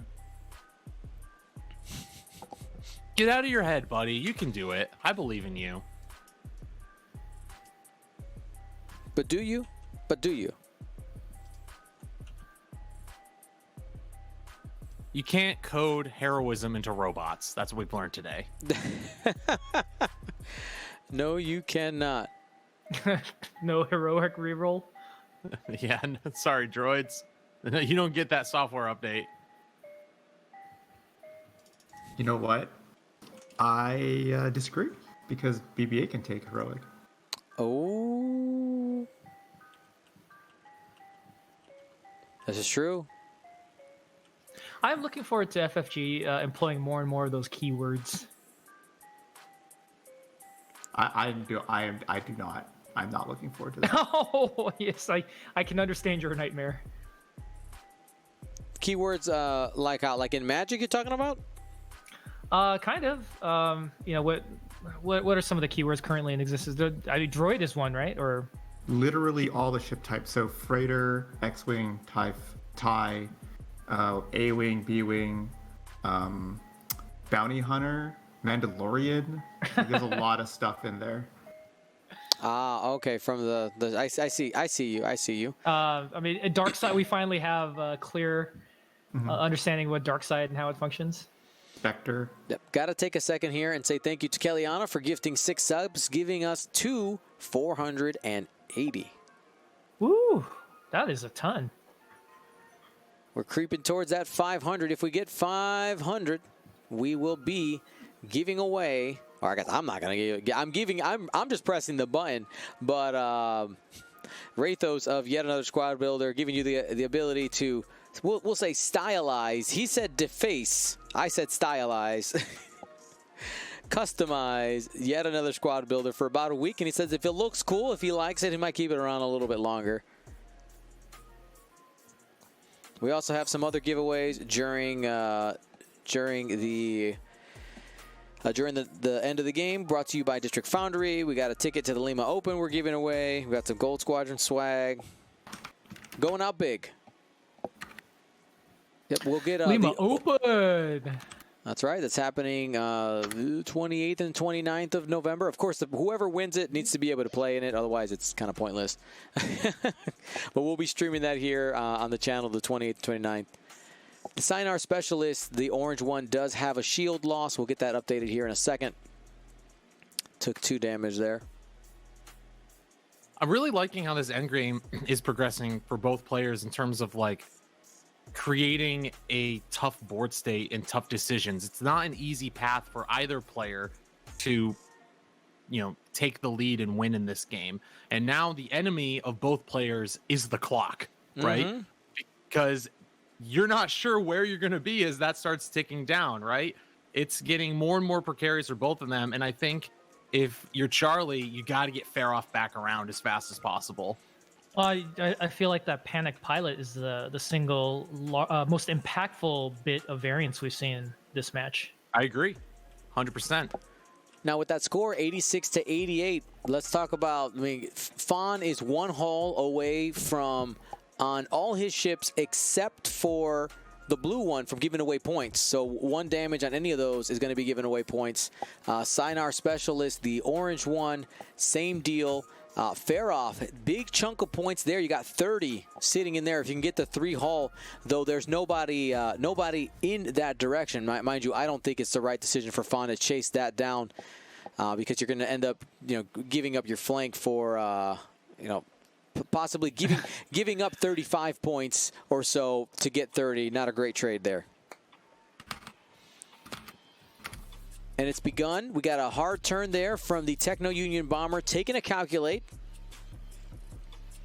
I think just trying to be in the way. Doesn't have enough room to barrel roll. Set.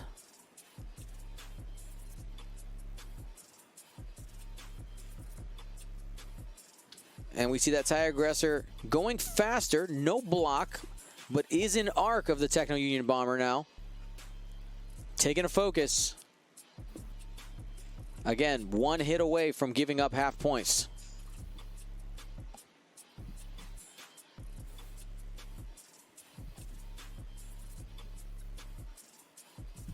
Faroff giving us a little preview of the one bank. The fatigue is sitting in again. These guys are on the other side of the world right now. They're playing right now. It's like 1 a.m. and 2 a.m. respectively. Digging deep. Let's say that's just a flex. You can see my move. It's fine. It's all good. You got the barrel roll on the aggressor. This is coming down to the wire, guys. Yes, 140, 240. Yeah, I get it. I was trying to generalize. Let's move on. Come on. All right. Here we go. We got the 2-turn.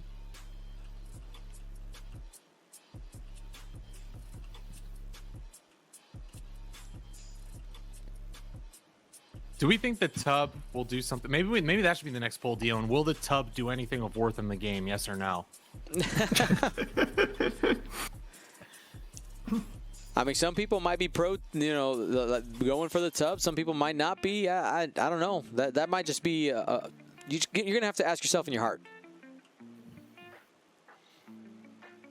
So the blue Hive Guard is the one with the most that has been completely untouched, taking the tractor. Likely going to be barrel rolling and reaching for some shots here. Okay, taking a focus. The arc is pointed forward.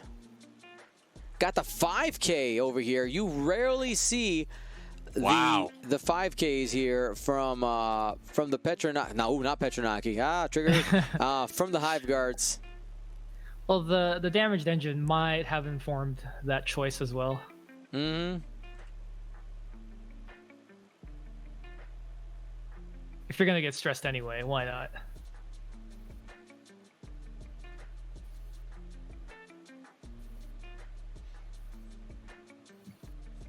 Michael Starhart, if you filled out the form, you're fine. Why are you triggered, fam? Fill out the form, pay the shipping. Yeah, that's all you got to do. You good.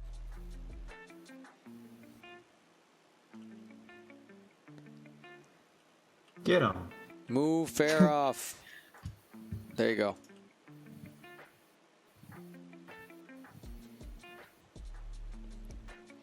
No problem, Michael. Third die here, got the re-roll. Huh. It seemed like he rolled for the gas cloud. For a bonus? I Natties. No damage on the first shot. Looks like orange is the primary target for Faan. Got a few arcs pointed that way. Trail mix.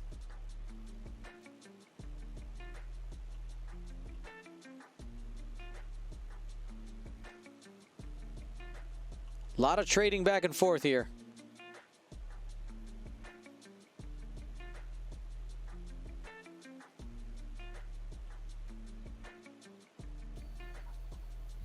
And that's the expected result right there on 3 dice. Now he has to decide if he's willing to sacrifice the focus. He does have some shots coming in.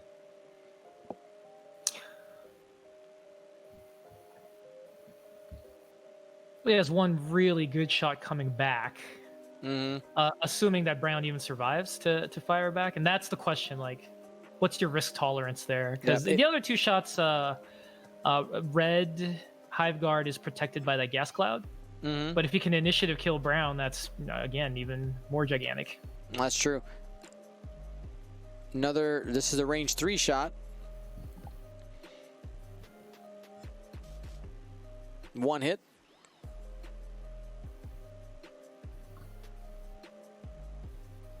And it seems Faan played the odds, right? Yep. Faan's been doing that all game, though, right? Oh, he just pulled the focus off. Look. Wait, did he spend the... What? Oh, whoa. What? Did he spend... If he did the... Did he put a damage on the brown one? They did. Okay, so he did decide to do it. They pulled the damage. Got it. He just didn't modify the die. So another damage on the Sinar. There's half points. Oh, now the token's back? What? I'm confused. What is happening? I'll go ask. Go ask. Schrodinger's focus token. Again, guys, let's remind you, they're on the other side of the world right now. The people are tired. It's okay. It's D's fault anyway. Red did not spend that focus offensively, so it still has... That token is accurate. Okay, so and Brown only ever had was already half points. So we just had that incorrect. Because there's clearly 2 cards on Brown. He had placed that damage card just like 5 minutes ago. 5 minutes ago? If that was earlier, then that's fine. There's no question.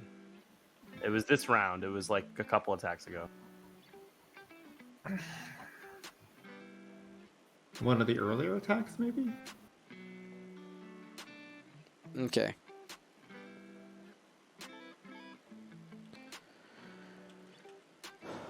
Okay, where are we right now? So this is range 1 shot.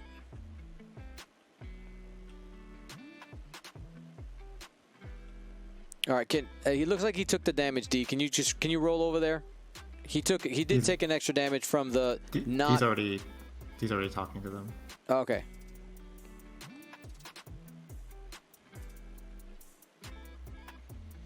Again, these guys are tired. They know that we're there just to help out. You know what I'm most worried about this reward that I've given you? What is that, my friend? All right. So they pulled that card back onto the deck. All right, cool. We're good. 2 crits. Spends a focus. There's a direct... Was that a direct hit? Yes. The red Hive Guard. Living on 1. Oh, boy. Is it time? Here's the tub. The tub. Okay, guys. Tub up, tub down. Let's see the tub. Oh! The tub. Hit, crit. The tub, the hero. Still has a focus, though. Natty's out. There's a crit in there, though. This is going to be half points on Brown. Stun pilot. Don't touch obstacles. Obstacles give you damage.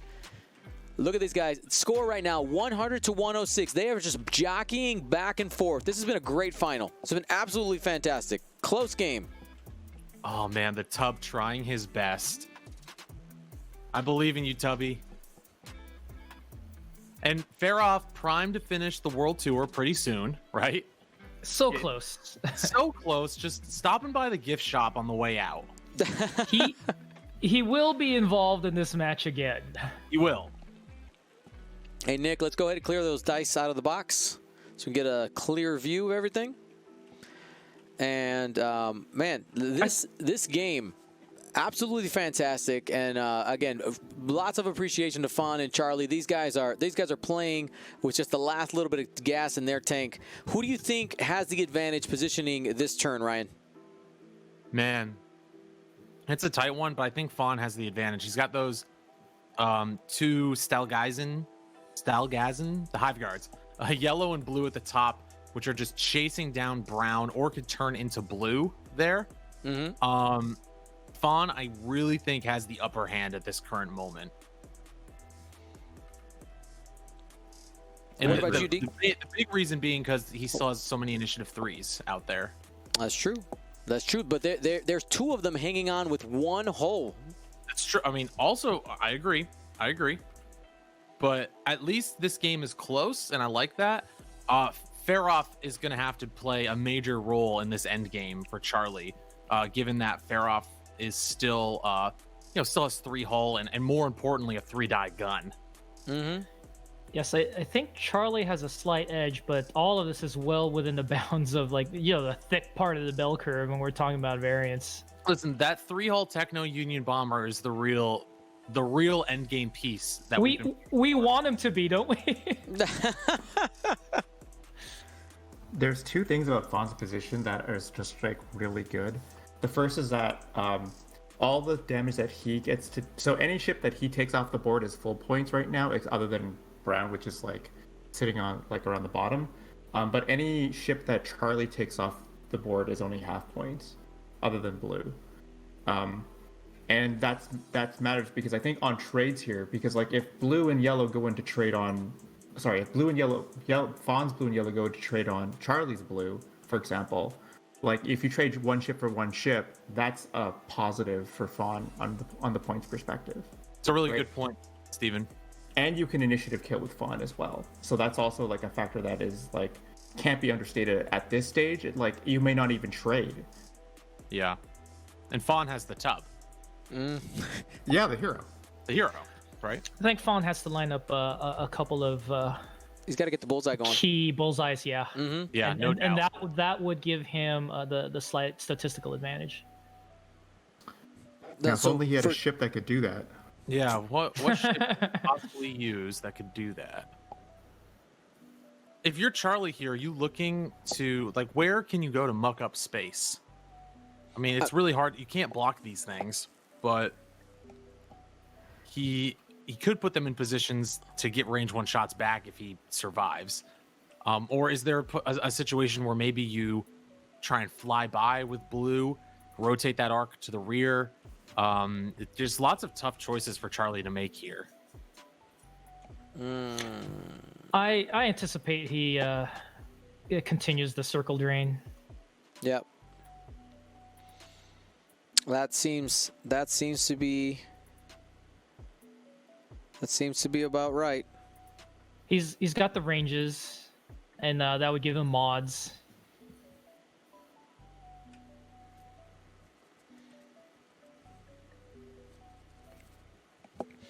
Yeah, right now 100 to 106. One of these two people, either Faan Langelaan or Charlie Cloete, is going to be our galactic champion. Super exciting here.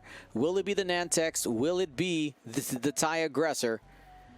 The Nantex coming from strength, nuked by our overlords at FFG, but Faan found a way to bring them all the way to the final.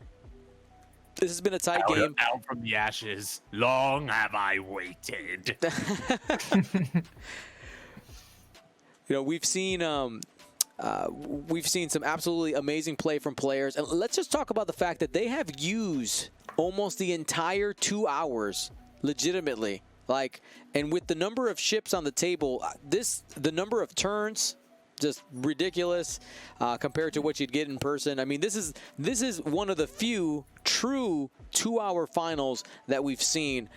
This reminds me, though it's completely different archetypes here, it reminds me a lot of the Paul Olsen versus Zach Bart final, where it really comes down to the wire. It's coming down to the end here. Ooh, nice Fly Better Grand Championship reference. Mm-hmm. It was a great game. That is my number one final right now. This one's starting to creep towards it. Okay, well, if there's ever a time for the tub to be a hero, now's that time. Now. It's got to be now. It's got that range one. Now, Charlie did play it. KG here, taking the evade. Higher probability of taking less damage with 2 agility.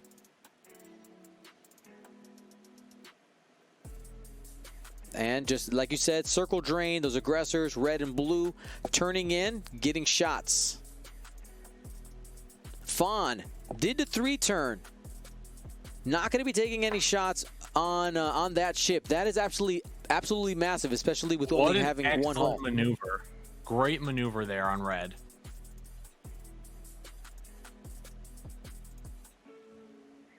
That was just really well played.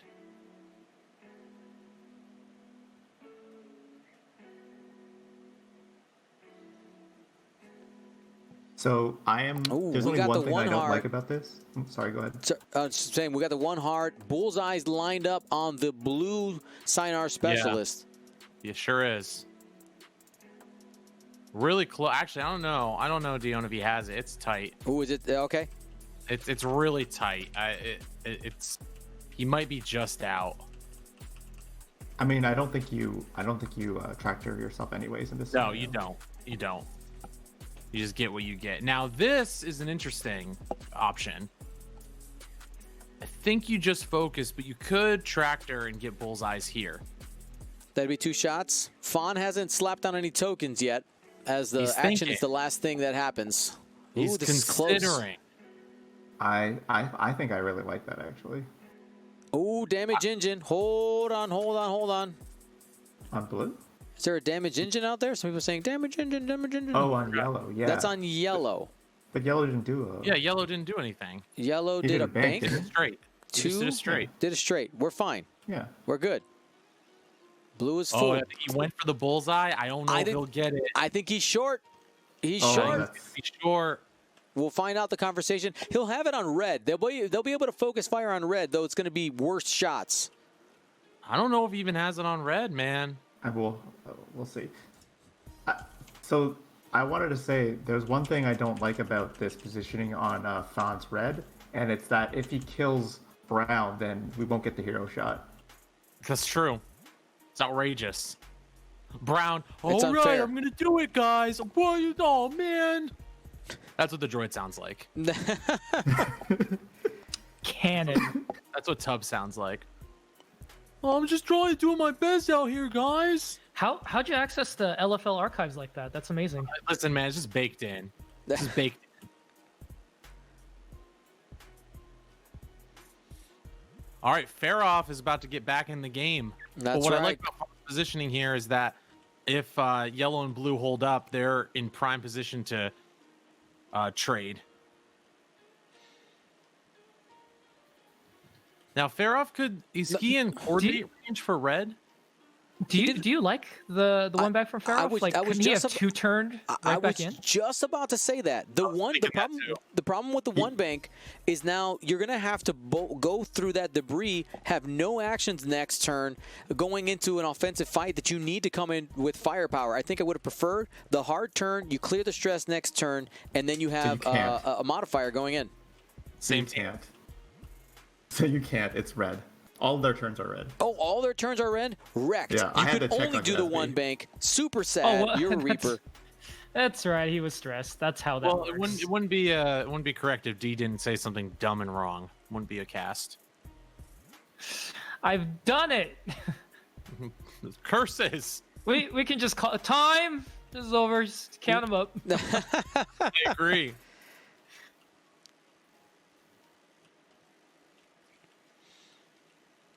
All right, here we go. Looks like we are doing a.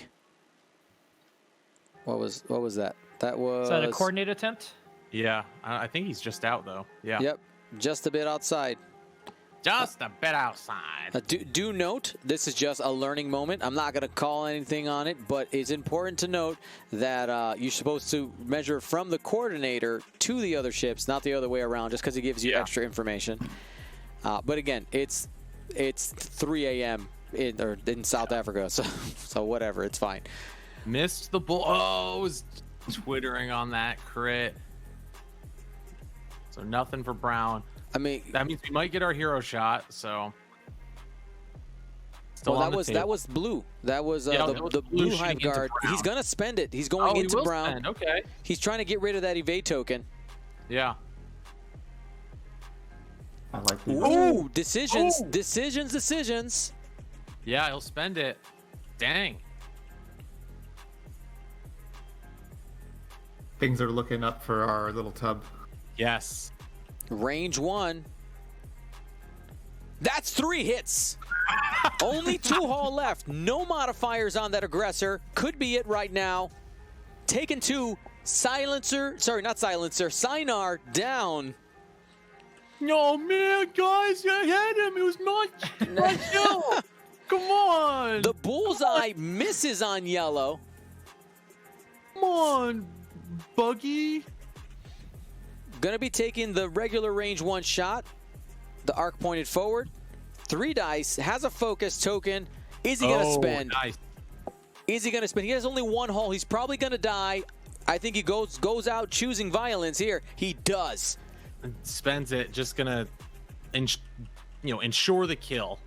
At the very least, he's trying to make him spend the token, right? Yeah. Takes 3, brings that Sinar specialist down to 1 hull, pushing Faan's score up to 128. That getting that half points matters bigly now, because taking out one of the 1 hull hive guards is not going to bring Charlie ahead. Yeah, and we're at 8 minutes left in the game. Faan has very much taken control. Brown is gone. Bring me my brown pants indeed.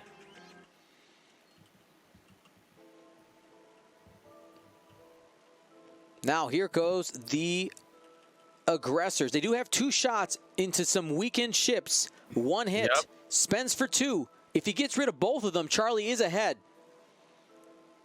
We Dead. can't get rid of blue. Dead. Oh, sorry, you're correct. Sorry, I got that switch. Blue is has full health. You could get half though, which would also put you ahead. Yeah, Faan, well, 128. Charlie, 123. Suddenly, that's a dead yellow. Hit, crit. He could kill him right now. Only 2 agility. Goodness. Oh! Okay. Gets 1. Hit, crit. That's half though. That's half. Sure That pushes is. Charlie ahead. My goodness. Direct hit. Down to 1. 1 health. Faan, 128. Charlie, 141. My goodness, what a tight matchup. Now, let's talk about it. D, you brought it up earlier. The panic pilot earlier really could have changed the landscape of this game. The tub taking a shot through the cloud. Guys, the tub. Hit crit. 4 dice with the cloud. He's safe. Oh. Going back to my line of thinking here, if Farov had not taken the panic pilot, Farov would have been in the game, taking shots. I think this game would have been over already with that additional firepower. Yeah. It's coming down to the wire. Faan has 3 ships left. So does Charlie. Overall, they have... What is it? Charlie has a couple more health on the board than Faan. This is coming down to the wire. Faan has some initiative advantage against the aggressors. This is fantastic. It's really close either way, but I think everyone in the chat can agree on one thing, is that we want to see the tub get a shot in. One day. If you don't like this, you don't like X-Wing. All right, guys. Let's do another momentum poll. All right, who do you think has got it?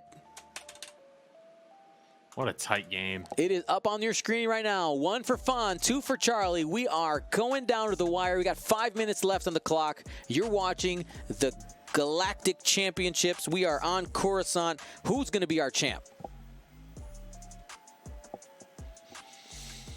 There's no way we get another round, right? Like, This is likely it. this is likely the last round. I mean, Charlie's getting a lot of love, guys.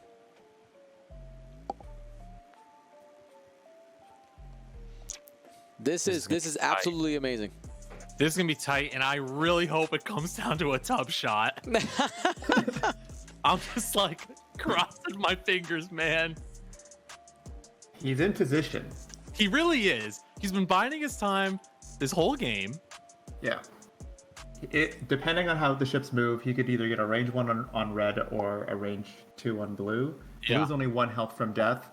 Red's only 1 health from half points. Yeah, exactly. So, This either is way. bananas.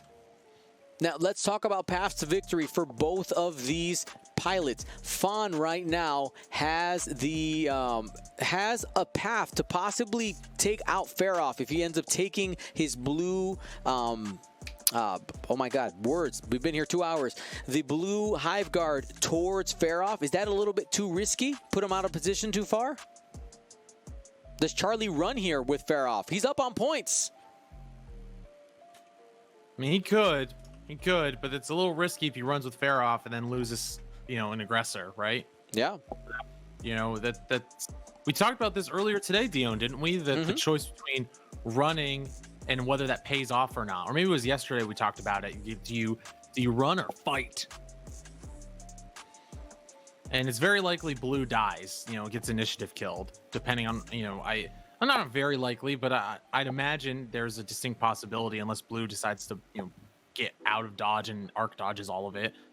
But So, as much as I hate this, I think this is Charlie's game if he goes after the tub.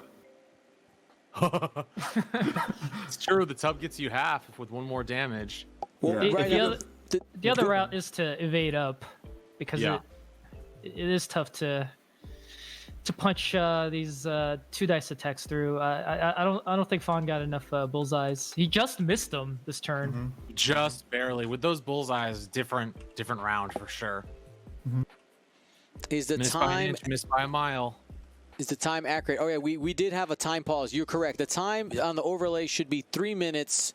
We're about 40 seconds ahead. We'll keep you guys updated. I'll peek up right now. The table timer is correct. You guys can see the difference right there. So about 40 seconds ahead. Nick's gonna go ahead and sync it up here. We'll keep that in view. I think that this might be the turn that the TIE Reaper finally engages. The Reaper has to be careful that he doesn't die too, though. Sure, but I think that if like you do a 1 bank and you just hide behind that debris cloud, you take shots, it's possible to push damage through and not take enough to die on the return. Yeah, that's true. D, what do you think? In particular with the ability. Yeah. Farroff is underrated. You're underrated. Depends which circles you speak to. You're overrated. I'm so overrated. All right, and let's talk about the difference in points right now. There's a 13-point difference between Charlie and Faan right now. Faan gets points from anything, half off of something, whether it's killing the blue aggressor or getting 1 more damage on the red aggressor. He'd be ahead, but of course, he loses anything on his side, that score flips immediately. This is about protecting what you got and also taking something from your opponent. This is, oh my God, white knuckle X-Wing right now. Who's going to get it? Tub. Oh,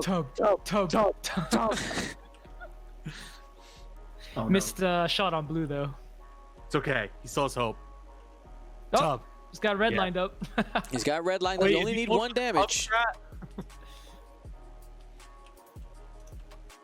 Where's Tub that? needs to live. That blue oh my God, Petronaki stuck in my brain. Blue Hive Guard, where are you going?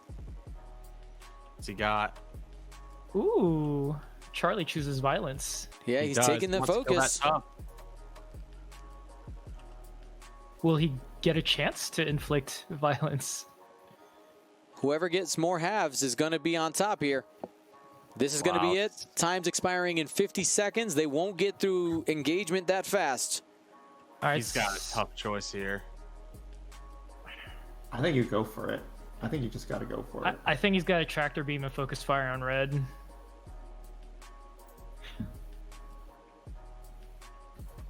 Yes. Is he going to be able to get that shot on red? Or blue is. I don't know what blue did. That's the thing. He's looking at all the options, looking at every possible scenario. Well, right now he's got the turret. So red Nantex has shot on blue aggressor. Right. But considering the tub only has a shot on red aggressor, that's what's like. I would personally barrel roll. I mean, But of course, we don't know what blue Nantex did. Thing is, if you just get closer to the range 2 shot and you can push 1 damage through, that blue aggressor doesn't get to shoot. Sorry, the blue aggressor doesn't get to shoot. Yep, but then it only has 1 hole. This is tight. All right, we're just waiting on them. See what they want to do. This is officially the last time. round. Time has expired. They got time. Oh, he can't tractor keep the arc. Good point, chat. Yeah, you have to rotate to tractor yourself, and the tractor's already left. That's the thing. Oh, that's how that works. Yep. Yeah. So he's debating now between focus and evade, isn't he? Because he has only 1 hole there as well. You gotta go focus, man. Yeah, you got to try and take down that blue. There it is. Took the focus. I mean, with 3 green dice, focus is just as good, right? This is an interesting Intriguing. development.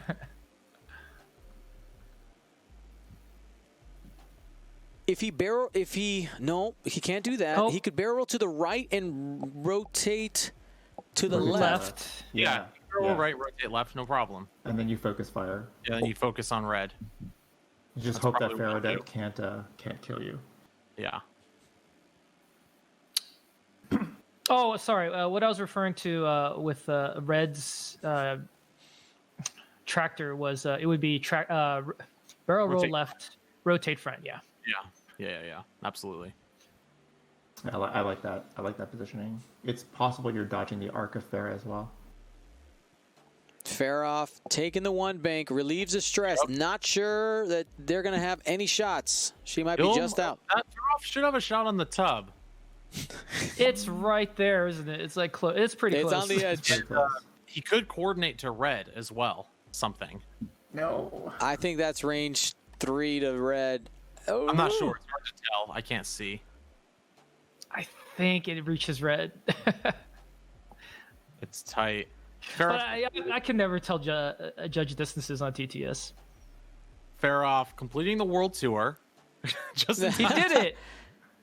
He did it. Hey guys, I'm back. I got you all souvenirs. Hey, where'd Brown go? And green. I got them fanny packs. So Farah is Goku in every Dragon Ball Z. Oh yeah, showing up right at the end. That is, the coordinate is in range. Now what was he coordinate here? A lock? Evade. Yeah, that's true. Evade's good, yeah. Yeah, looks like that's what they're debating. Evade would be very dirty here. Yeah, I mean, because you have the focus already. And It's got. What in the? That is. Oh, the barrel roll denied. Absolutely denied the blue hive guard a shot. That's evade into roll. No, focus into roll. Or no, he already had. No, just kidding. Sorry. Barrel into evade. That's how you get the evade. Barrel roll Yeah, into barrel evade. He's got roll both. He said, "Por qué no los dos?" Yeah. Takes the stress. Yeah. Hey. But now he's played right into the tub's hand. All right, range 3 going at the blue aggressor. Only a crit. Needs to blank out. 3 dice, 3 blanks. We've seen stranger things happen. I like Charlie's habit of setting the dice to the positive results and then rolling them. He does need to spend the focus. Yep.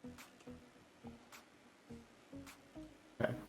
And that's fine though, because there are no further shots. Yep. He's already ahead. Charlie's ahead, I think. Blue can shoot a Farah. Hit crit? Nope. I think that the tub has to completely survive and then annihilate. Absolutely annihilate the The sign. tub needs to take no damage and kill red. This is truly the hero scenario. Oh my gosh! For once, I was right about both distances in He's been TTS. put into the position. We got some tubs in the chat. Charlie gets to go first, though. Charlie gets to Do try to we take out the believe- tub. Do we believe in the tub? So No. we're clear. Hit, crit. Need some natties. Wait, where did that modifier come from for blue? What did he do? There was no modifier. That was. Oh, Yeah. right. There was one eyeball. Yeah, but where he had one eyeball, how did that become a hit? Because he spent it on the red shot.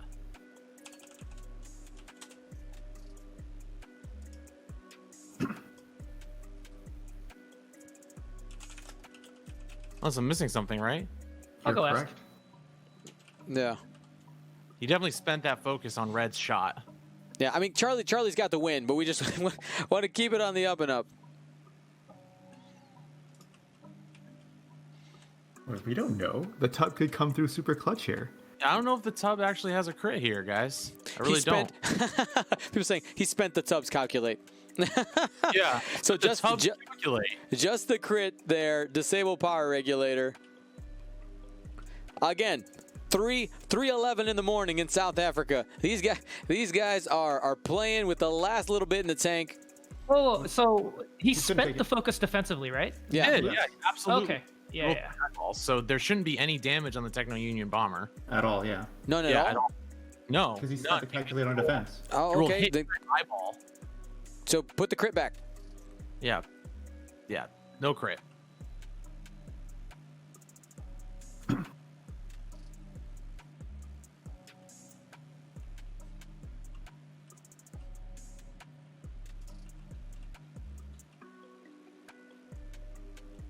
Alrighty. Yeah, no damage. We got it. We got it, chat. We did it. So the tub did spend the calculate though, to get rid of 2. So the tub did not take any damage on that first shot.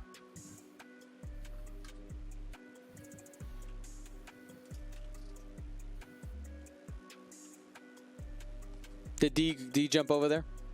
I did. That is the game Yeah. state. How we understand it is correct. All Yep, right, we are cool. good. Got it. So that crit was negated. So now we're looking at red doing 3 blank outs for the tub. Here we go.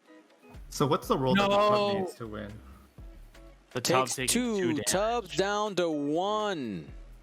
I guess he Fine. gets one final attempt here. He just gotta like to get 2 crits into this. He's got This to thread. kill it. That's the Gotta only way go. he wins. 3 damage. Not Oh, Not he tried it. his Congratulations, Charlie Colette. I know we don't have the dice results yet, but it is official.